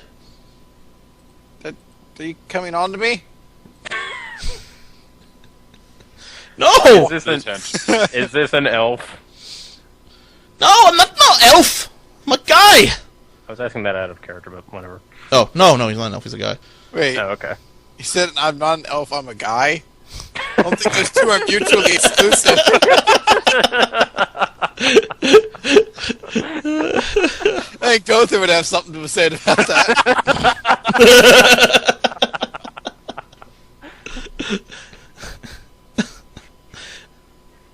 Oh, yeah, my name's Smelly Saw. Who are you? Smelly sore? Hi. I'm Vega. Vega, good to meet you. My companions, and we're trying to get past the Great Wall of Fire. Ah, yes, there's an easy way past the wall of fire. It's you climb down, and there's a small little ledge you can hang on to. One of the problems, of course, is that it is a small ledge, and it's going to take about half a day of climbing to get around it. Half a Easy day. way. That's the well, the easy way is not coming here at all. What are you guys doing here? Just studying the fire? Yes, we're studying the fire. If this is an eternal fire, we think we can use it for a source of energy. Where did the fire come from? I don't know. What have you discovered since you started studying the fire? It is made of fire. That was And? Deuce, you say? It's made of a lot of fire. It goes on for miles and miles up to the Great Mountains. I assume it's magical in effect? Yes, it is magical in nature, although we think it comes from the Earth's magic. My boss, Delilah, would know more. Oh, I'd love to talk to your boss about that. She's not here right now. Oh, well, that's too bad. That's unfortunate, most unfortunate. She went north past the mountain ranges. There are apparently settlements up there. Wait, she went north. North? Where? No, past the mountain range. She climbed over the Great Mountains?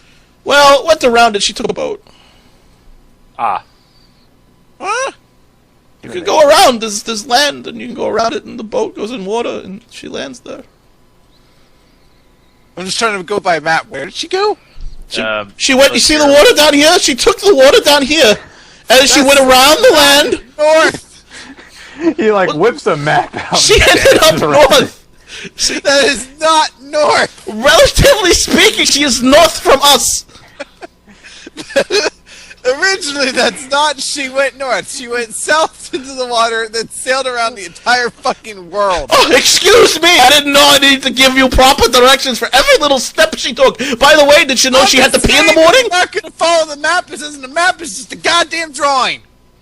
Oh, excuse me. I'm only a scholar. I'm not a fucking elf. Look, Oh, guys, Oh. let's stop arguing, please. I'm eating a ration at Look. this moment and just watching. Look, at this moment, she is north of our position. Does that make sense to you? Who is on first? No, it's bullshit. But I can see with their roundabout logic why it's taken you 2 years to discover the wall of fire is made of fire.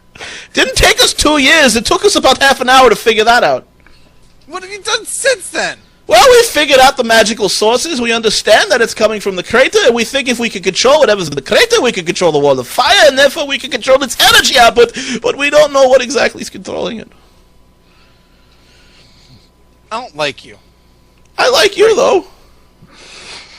Then I like you. Then. Yay! Can we leave now? If you guys would like to do some climbing, you can. If you'd like to rest for a bit, you can. Do you have any climbing equipment? Actually, yes, I do. I've got 2 sets of climbing gear here, if you really, really need it. If you're very, very careful, you can actually just sort of scooch. I've done it once or twice. Across the ledge, it's wide enough that you can just scooch, but a stiff breeze might kill you. I'm going to look at this guy. Just how athletic does this guy look? This guy looks like a fucking twig.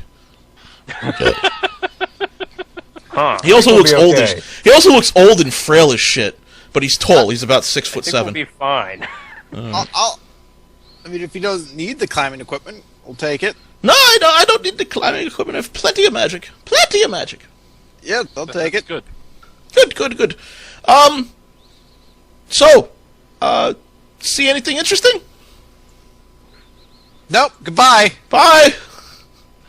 Other than a wall of fire, no. Nobody. I love the fact that nobody blinked at him being 6'7" and a frail old man. I assumed you was elf, so elves are pretty tall. I didn't even hear his physical description until I asked. Bye. Goodbye. Bye. Bye, sausage. or Actually, I whatever do else. have a question for them. For who? For this guy. For Smelly Sore? Has anyone considered attempting to dig under the wall? Yes, we have considered it. Unfortunately, one of our best mages, when he attempted to dig, set off an explosion and was immediately incinerated. It was smelly. Fair enough. And presumably lethal. Right. Well, you know, I mean, not immediately lethal. He squirmed a bit and then he died. Touching. That sounds lethal. At any rate, it's been a real experience meeting you.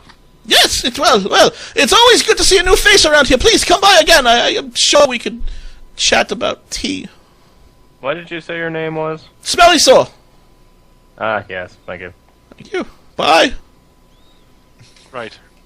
Right. So we'll head to the place where we start the climb, I guess. You guys head down towards the cliffside, and looking over the cliffside, you can see the ledge he was talking about. Unfortunately, the ledge looks like it's only going to hold the heels of your feet, so you're not exactly sure what the hell he was talking about just scooching along the ledge. Well, he said he was very thin. Yeah. He was very thin, yeah, but I mean, even still, he was 6'7". His feet were a decent size. Yeah. So you're not quite sure what he's the hell. clearly insane. I'm gonna take my armor off now, so Okay. I can remove that penalty. I'm All right. just gonna All right, carry it. well, on I my will thing. start setting up spikes to tie the ropes into and such. I will help with that since I don't need to tweak with armor because I have armor that doesn't give me a penalty like that. Alrighty, you're gonna do that. What would be a check for actually properly setting that stuff? What's a check? Athletics has climbing, so Athletics has climbing, but I mean actually setting. Nature. Say that again. That or maybe nature. A nature check to do that? I'm not sure a nature check would be. Basically, I'd say either athletics, dungeoneering, or nature. Yeah, I think dungeoneering. Actually, I would say dungeoneering for that. Actually, I would say if you want to actually set it properly, do a dungeoneering check. yeah, I can't. do Otherwise, that. I'll just say it's set and let's see what the dice do. Well, basically, what the climbing kit does, it gives you a +2 bonus to climb checks. So Yeah. I can try rolling dungeoneering if no one else has anything, and I got a 5 to it. I've mine's got my +0. wisdom bonus, which is 3. 7. I'll try myself. Yeah, not much better. Okay, well, you all fudge with it, and I guess I'll roll. I mean, yeah, no. Okay, you all fudge with it, and it, Hey, Han, get in here and help us. I want you to roll a shit number 2. So we're all together trying to jam one fucking nail into the ground. Yes. all right. So by a consensus of 4, you've all agreed that you've nailed something into the ground. Yay! Okay. We are clearly competent. I'm going to find a large rock, and I'm going to tie a rope to it. I'm going to push it off Okay. and see if the nail holds.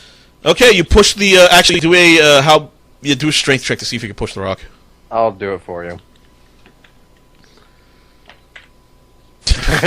You don't just push the rock, you fucking hurl the rock off the ledge. And unfortunately for all of you, the wooden stake comes out of the ground pretty easily and lands all the way down to the bottom in the water. Makes a splishy splash sound. Splash. Okay. At least we know. I can't say I didn't see that coming. We might need to try doing this again. You think? Alright, is there any sort of cliff or anything like that we could like scooch across down the precipice? Down the precipice? It doesn't look like it. So it doesn't jettison out at all? It looks like if you guys were following the coastline, the coastline gradually goes up until it finally reaches the peak near the Great Wall of Fire. But So it's kind of angled.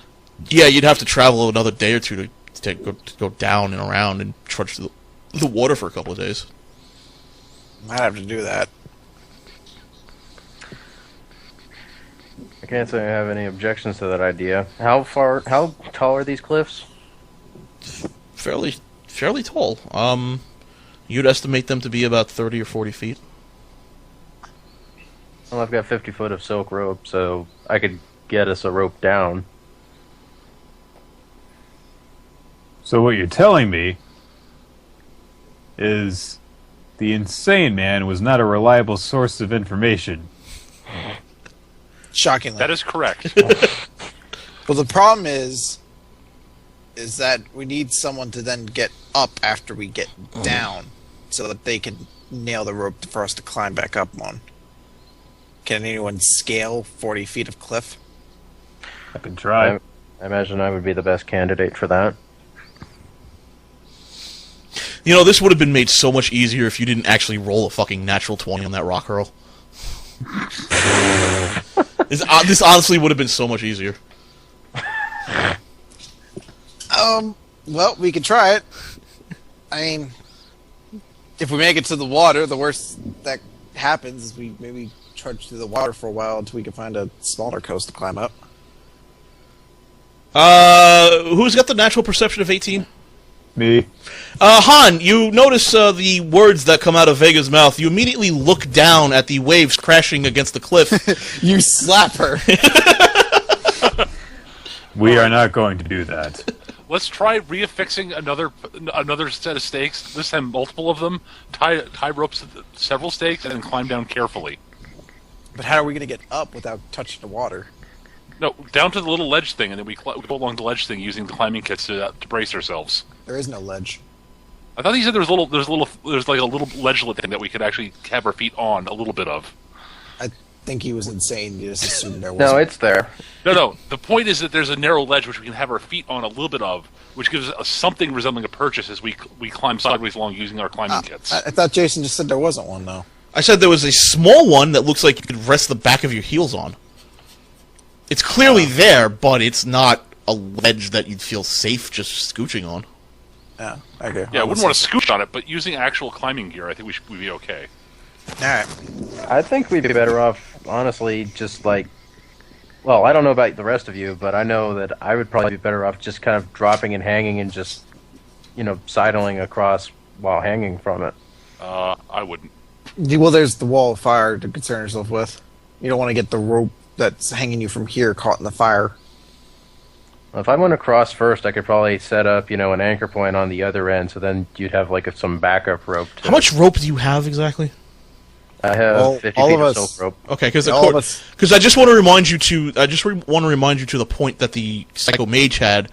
It's going to take about a half hour of climbing the cliff because the wall of fire is fucking huge. I mean, look at it relative on the map. Exactly how big that is. That line. Yeah. It's pretty fucking big. I just want to remind you of that. I mean, if you want to try it, go right ahead. Jason, I'm going to start driving stakes into the ground so I can tie ropes so I can lower myself down to thing and start doing my climbing thing. Okay, boss. Let me know when you're ready to climb down. I climbed. Once I got stakes and the rope tied off, I climb down. All right, strength check. Strength or athletics? Either one. Thank you. I'm trained in athletics, so I... Right, I rolled a 1. You start climbing down, and you immediately fall down, and you let out a big scream, and then you hit something, poof, and you're stopped in midair, and you notice around you that there appears to be something holding you up underneath you.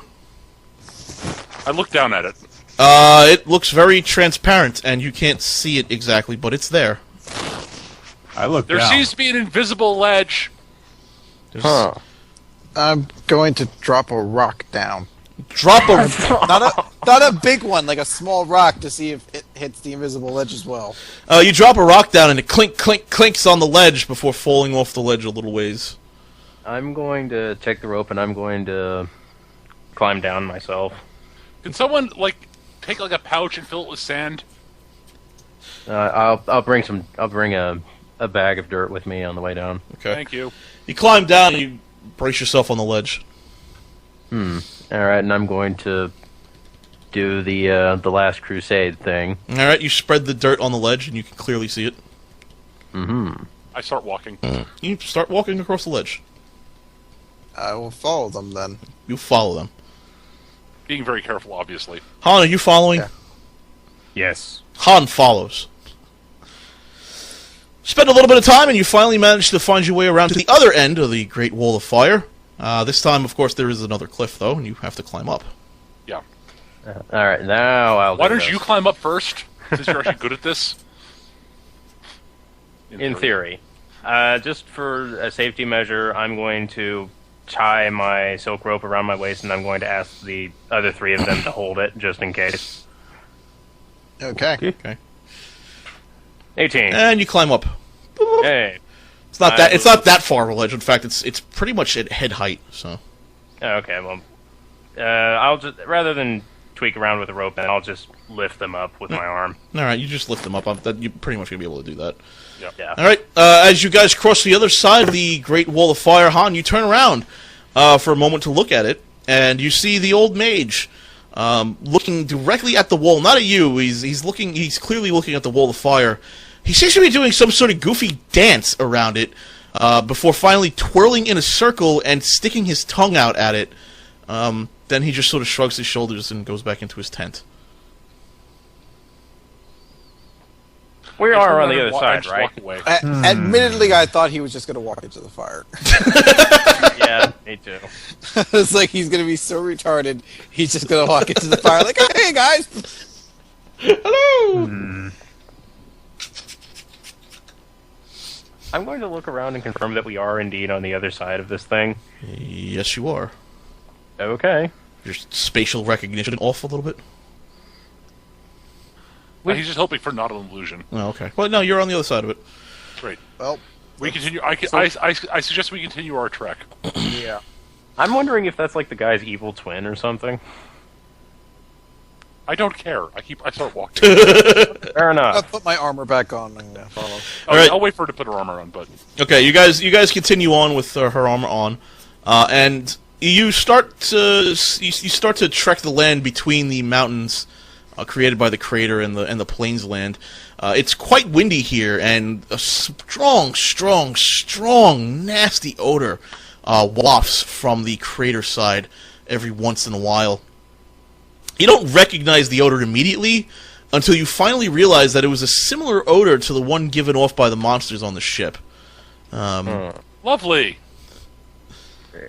It comes and it goes, but it seems to be being carried by the wind. It doesn't particularly smell very nice. Alright, couple of rolls here, hang on. I'm going to ask Han to keep an eye out for any more of those tentacled monstrosities. Give me one more second here, I gotta set something up and you're not gonna like it. Oh, Yeah. goody. I don't know, maybe you will like it, who knows. Yes, I'm a gigantic fan of tentacles. How did you know? Didn't know you were kinky that way. And well, a couple of days go by, on and off. You guys, you can set up your sleeping rotations whenever.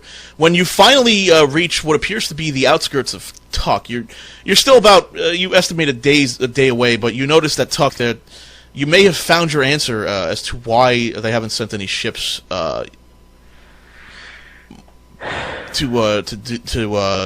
the other place thing whose name escapes me. It's on fire, isn't it? You do see smoke coming out from Tuck in the distance. Lovely. Great. They appear to be tuckered out. Oh. That's a moral NT1 in the chat room. That's not my fault. So you're about a day out when nighttime falls. You want to keep going? Yes. Yeah, well, I guess we'll skirt around the obviously sacked camp, but... Well, I mean, where are you guys gonna go? Are you gonna go to Tuck? Are you gonna go move on to Ong? Are you gonna... I was gonna suggest... Are you gonna sleep for the night? I don't know. Well, it's night, so we should probably stop so that so that the people who can't see in the dark don't trip over their feet and fall. Yeah. I can't see in total dark, but... But yeah, I'll set up my tent. My 20-pound tent. It's not my fault you're carrying around a fucking canvas tent. I'm not blaming you for it. I still can't believe it. Anyway, tent set up. It's a cabin's tent. They're heavy. Alright, you guys set up camp. You guys want to set up a watch order? Yeah, I'll be on watch for this. I'll do my usual. I'll do my 4-hour sleep before we start, and then I will. You'll be on watch for the night. The rest. Yeah. Okay. Who's on that first shift then with the 4 hours? Just everyone else, or? I'll be. I have poor perception, but if I'm going to have to get any time out of there, I'm going to have to get an early shift then. All right. You'll get the early shift in then. Yeah, might as well. Okay. You get the early shift in. Night seems to pass by peaceably, although the strong smell of something burning wafts through the air, and you wake up in the morning. Good. I like the fact we actually wake up. Wake up in the morning. Waking up's good. Waking up's If good. we didn't wake up in the morning, we'd be like, what, we're dead? That'd be something. Well, that sucked. Well, nothing attacked you in the night. That's true. Where are we at this point? You're about a day outside of Tuck, right around this area. So like there. Yeah. Okay. You've got choices to make. Well, I suppose we may as well investigate it. Yeah, we have to investigate. There might be people, there might be survivors. At the Yeah, very you're least. Find out more what those things are. Okay. As you walk into Tuck, I'm going to need a marching order because you're going to go fight. Taking point. I'll be behind you. All right. I'm going to make a quick new map. Do I want to do it like arrow style? So it's like boop, boop, boop. If you guys want to copy your tokens over to the Tuck map that I made. Sure. Okay. Alright, copy. Duck. Paste. Alright, I'll be right back. Okay.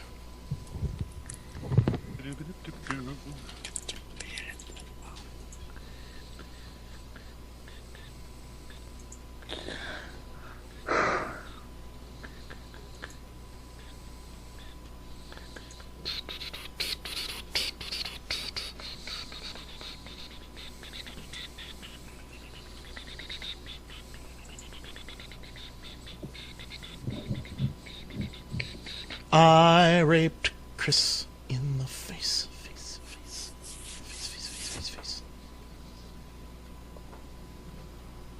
Okay, what was the position you guys settled on? It's Vega was behind him. Vega. Yeah, Vega's in the back. Something like that, I think. Okay. Where is it? Yeah, something like that works. Or if we want to, we could do something like this also. I mean, I'm gonna need you guys. because I can be up front. I mean, I am actually fairly tanky. Yeah, that works. Whatever. That works. Yeah, we'll go with that. You want any initiatives? Yeah, we're gonna add everyone to the initiatives. 11. 6. I has a better initiative than you do. I'm back. Yes, we both roll a d20 and don't add anything to it. Roll initiative, by the way. Somehow I rolled the best initiative of the group. To be fair, I have 8 decks, so... And go ahead and edit.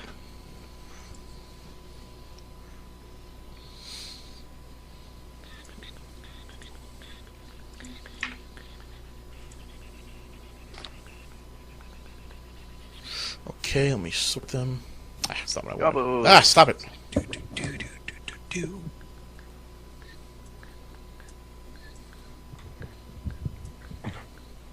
Oh, so I take it these guys look like they were raiding or something? I'll let you know. Everyone here? Yes. Okay, as you walk on to Tuck, you notice that many trails of feet leading out of Tuck, and you notice immediately that there are 4 what appear to be goblins, although they don't appear to be very healthy goblins, standing outside the gates of Tuck. They notice you immediately, and the encounter begins. Yeah. The goblins are going to do their move. Goblin 1, what's their move? 6. And what's this? This is range. How long is this? 4 away are you? No, that's out of his range. Alrighty, so that's the end of his move. And then, oh, come on, what the fuck? There we go. Goblin 2 will move 6 there. He'll move 6 there. He'll move 6 there. And that will be the end of their turn. It's Vega, your turn. Okay. I'm going to go up. It's to work well last time. And go up to Lysella. Actually, I'm going to go to here. And then I'm going to use Moon Weapon. I'm going to touch the weapon. It shines bright light in a 5-foot radius. Considered a silver weapon, and any damage dealt by weapon attacks made by using this is radiant damage unless the damage already has a type. Okay. And that's going to be our turn. Han! Actually, I'm going to use total defense as my standard. Okay, Han. Question actually, are they getting the whole weak to radiant thing? I have to get closer to them before I want to use that. It's a burst. Oh, that's so a different move. Okay. Yeah, Han. that's a different move. All right. Well, let's see here. Oh, I got impersonating first. Why aren't you impersonating? God damn you. There we go. Let's see here. You are 11 squares away from me.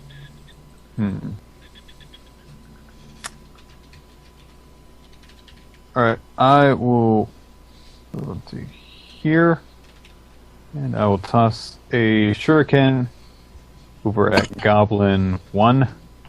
So, 25 versus AC. That's a hit. I hope that's a hit, because they're goblins. So that's 1d4 plus... yes, it's plus 4. So 6 damage. Okay. Turn. Goblin... Yeah, which one was that? 1? Nick. That was Goblin 1, yeah. Goblin 1, okay. Alrighty, Lysella. Alright, I'm going to run forward 7 spaces, then I'm going to charge this guy here, Goblin 2, and I'm going to use Knockdown Strike. Okay. Alright. Almost a crit. Alright, you hit him. Alright, so that's going to be 6 damage, and it is prone. Okay, it is prone. Actually, do charges give damage bonuses, Mecca? No, just +1 to hit. Okay. Alright, he's prone. Karen. Already? 6.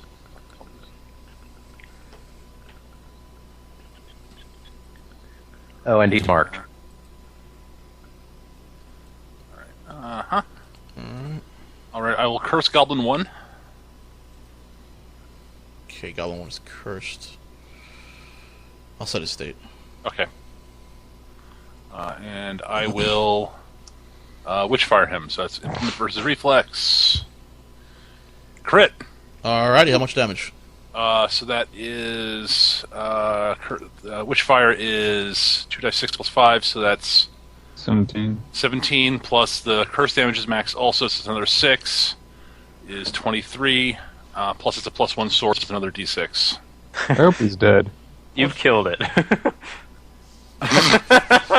So how much damage was that? That's not. So that was 17 plus 12 is 31. No, 29, sorry. It explodes in a burst of fire. Poof! It's like one of those cartoony. So yeah, I walk forward, flame point my things. sword at it. A bolt of sort of eldritch fire leaps from the sword and incinerates the goblin. Alrighty then. Well, he's dead. Turns like ash black for a few seconds, then crumbles into dust. Yeah, that goblin was named. I smile at the other goblins. Can I undo that? I can't undo that. Well, alrighty. That's no part of the deal. Alright, Goblin 2. Lysella, you are going to get smacked because you were standing there and he's marked. Is he standing up first? Yes, that was his move action. Oh, okay. And you're getting smacked against your AC. 25! That's going to hit. Yeah, that hits. Alright, so this is +3. That's a goblin. I don't care. Okay, 7 damage, and hold on. I'm making a second attack here. Okay, this is going to be against your will. Oh, hell. Alrighty, this is no, +4. 21 against your will. Yeah, that gets me by a long shot. How the hell does a goblin will me? Okay, you are now infected with spectral flux. What? You are now experiencing hallucinations. You get a -5 to perception. Oh, like I had a great perception in the first place. DC 15 to improve, DC 10 to maintain your current state. Anything below that, you progress to the next state. Oh, this is a disease. Yes, you're diseased. Okay. Alrighty, that's number 2, right? Alright, number Just 3. reference. When do I need to make these checks? Daily? It's a daily check. Okay. Okay. 1, 2, 3. And I'm going to call out and mention that they've got like some kind of poisoned weapons going on. Alrighty, and you're going to get smacked by Goblin 3. Oh, you missed. Crit fail. Not going to get smacked. And Goblin 4 is going to do that. It's going to do... That's 8 to the thing. 19 against your AC. That just hits. Alrighty, D6 plus 3. That's a 9, and against your will, an 8. A failure. Never mind. Okay, it's Vega's turn. It should be noted I am bloodied. Okay, I'm gonna go here. 2, 3, 4, 5. And I'm going to use... I think I'm within 5 of you. Yes, you I are. believe. That's what I need, right? Yeah, close plus 5. I'm going to use Healing Word on you, so you get your Healing Search +6. Yay. And 1, 2, 3, 4. Alright, all the goblins are within range, so for my standard, I'm going to use Life and Light.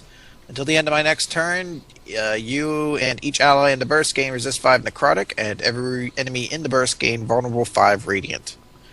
And that's my turn. Okay. Kidoki, Han! Alright, I'm going to move... Wow, crap, it is lagging for me. There we go. I'm going to move up here and use my encounter power, Drunken Monkey! May I suggest being right here for flankage? Yeah, I guess so. Fine. He's like, gonna be a dick about it. I am honestly getting really tired right now, so... Okay. So I will use that, and that is +2, going to be 1d20 plus 7 against Will. Okay. Tired.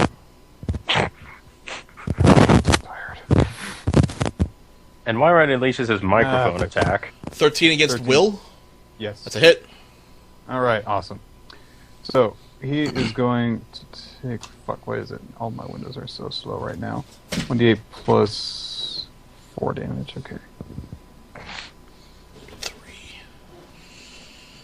All right. 7 damage, and then as another part of the attack, I get to slide him 1 square, and as a free action, Goblin 3 now makes an attack against Goblin 2, a basic attack, Alright. with a +3 bonus to hit. With a +3 bonus to hit, I like it. Alright. So now that goblin is going to be drunk.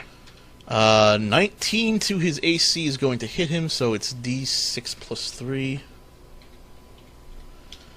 No, they don't get infected by their own attacks. Nine damage to Goblin 2, right?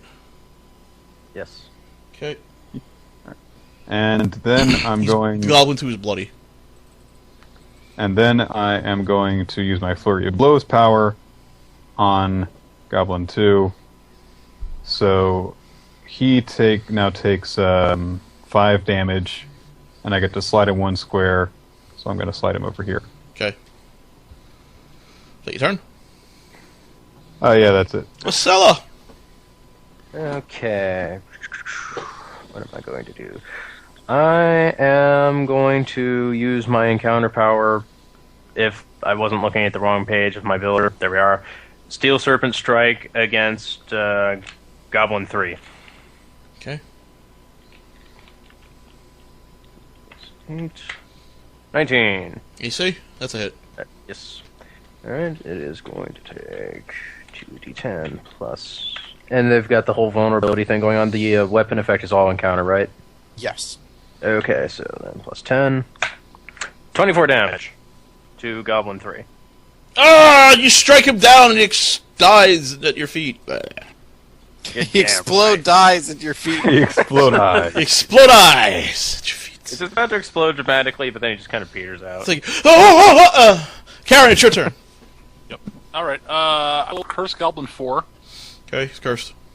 And then I will charge him. Elder Strike, and I have +1 to hit on this. And you... That's the damage. 20 versus AC. Ah, you hit. So he takes 11 plus curse damage. So 12 damage. Okay. Alright. And I can slide him a square. And that ends my turn. Alrighty. Alright, it's Goblin 2's turn. Well, Lasala, you're getting smacked. 13 against AC is going to be a miss, isn't it? I disbelieve. Well, he missed his melee attack, so he gets to do this free shift. Goblin 4 is going to shift here, because he's cursed. And he has to do this. He's compelled to attack you. Okay, I guess. Oh, crit! Shit. Motherfucker. So, well, that's only 9 damage, but this is against your will, Karen. 10. It's a miss. Oh, you're lucky. All right, so you take 9 damage from that, and that is the Goblin's turn. Vega. Okay, I'm going to go 1, 2, 3, 4, and I'm going to attack Goblin 4 with Blessings of Light. Oh dear. 16 to AC. That's a miss. Oh. Did that take into account your flank? Oh no, you don't have flank. Yeah, you do. Yeah, I do. No, that would be 18 then. Sorry. 18. That's a hit. Okay. He's going to take 9 radiant damage, and that's actually going to be 14 radiant damage because he's still under my effect. And He's very bloodied. Then I'm going to... Oh, he also has the effect. Next time he attacks me or an ally before the end of my next turn, it takes 3 radiant damage. And I'm going to use my second holy or healing word on Karen. Okay. So you gain your healing surge +1. Alrighty, Han. Alright, I am going to use my 5 storms at will power. I will use its movement technique, which allows me to shift 2 squares. So I'll move up here, and then I will use its attack ability. So I use a close burst 1. This is an attack against reflex of both the goblins. So first against Goblin 2 and Goblin 4. That's a miss. That's a miss. Against Goblin 4. Yeah. Shit. 14 against reflex on Goblin 4. That's a hit. Alright. So you are going to now take 1d8 plus 4 damage. Fuck. The typing so slow. 4 damage to Goblin 4. And Goblin 4 goes down. And then I will use my Flurry of Blows ability on Goblin 2. So he takes 5 damage. Ouch. And then I slide him over here. Special delivery. Alrighty, Lasala. Grappling strike. Crit! Crit! Dead. Don't even go Here, through have it. this goblin. Dead. Dead. We don't even go through it. He's dead. He had 1 health. Again. It's you and murdering these dudes with 1 health, man. What the fuck? I don't know. Hey, that other guy I busted, he was healthy. Alright, you guys want your treasure that you found? We find treasure? Cool. Yes. They dropped treasure. They dropped treasure. Yeah, Goblins all poop those treasure. weapons and armor they're carrying? Yeah. Alrighty, Stop critting. you find another piece of shard that looks different. This one looks greenish instead of black. You find a pair of leather boots that have bronze buckles on them. You find a weapon. You find a book. You find 2 potions, and that's it. I'll take the potions. I am interested in this book. Okay. The weapon, by the way, is a flail. Yeah, I don't care about that. Can I do an Arcana check to see what kind of potions these are? Sure. I don't And care I'm- about the flail. Yeah, I'm going to. 13. You discover that these are potions of cure light wounds. Okay. I'm going to ask. Fuck. Karen, Mecha, your character. My brain not work. I'm going to hover your ask mouse you- over my icon. The name's there. I know, my brain isn't processing it. Look at the book. Is it magic? Yeah, I'll identify the book, and I'll use Arcana to look at the book and the boots and the flail, I guess. I'm gonna go up to the cellar then and check her wound. You said you were poisoned? So that is for the book. Say, one second, I'm working on this. Yeah, no problem. It didn't actually tell me what the book was. I've got to determine this now. Hang on. Let's see here. Hang on, I can do this. Alrighty.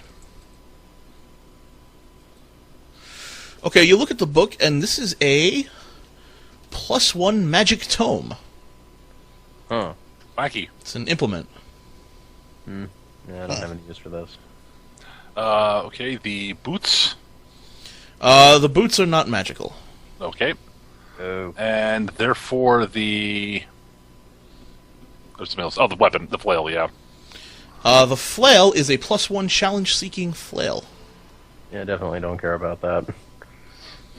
Sadly. Donate it to some kids who can use it for tetherball. Well, but you get money out of it. Yeah, we can sell them. I mean... Yeah. Okay, now in terms of XP, I'm doing the typical thing I always do. I'll let you know when you level up. Yeah, Um, Okay.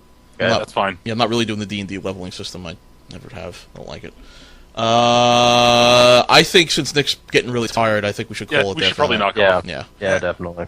So you knock off for the night with what the hell's the name of the second one? Dway in the background in the distance, Tuck. right there. Tuck? Is it Tuck? Tuck. Yeah, Yeah, Dway's Dway 3. was 3. Yeah, Dway's Tuck 3. was 2. Tuck is 2. And Ong is 1. I got my own whatever. Anyway, whatever. It's so long names. 3 letters. What the fuck, man? You're basically right at the gates of Tuck, and you see it burning. Lovely. And next time when we all get together, we'll see what happened to Tuck. All right. I think you guys kind of already know, though, huh? Yeah. I can guess. I am quivering in anticipation. Sacked by goblins. Sacked by Bomar. Oh boy, that'd be. Bomar somehow King of the got Goblins. past us. Omar, try make city bread. Bomar succeed. In a matter of Want to try city bread? No. Oh. Oh.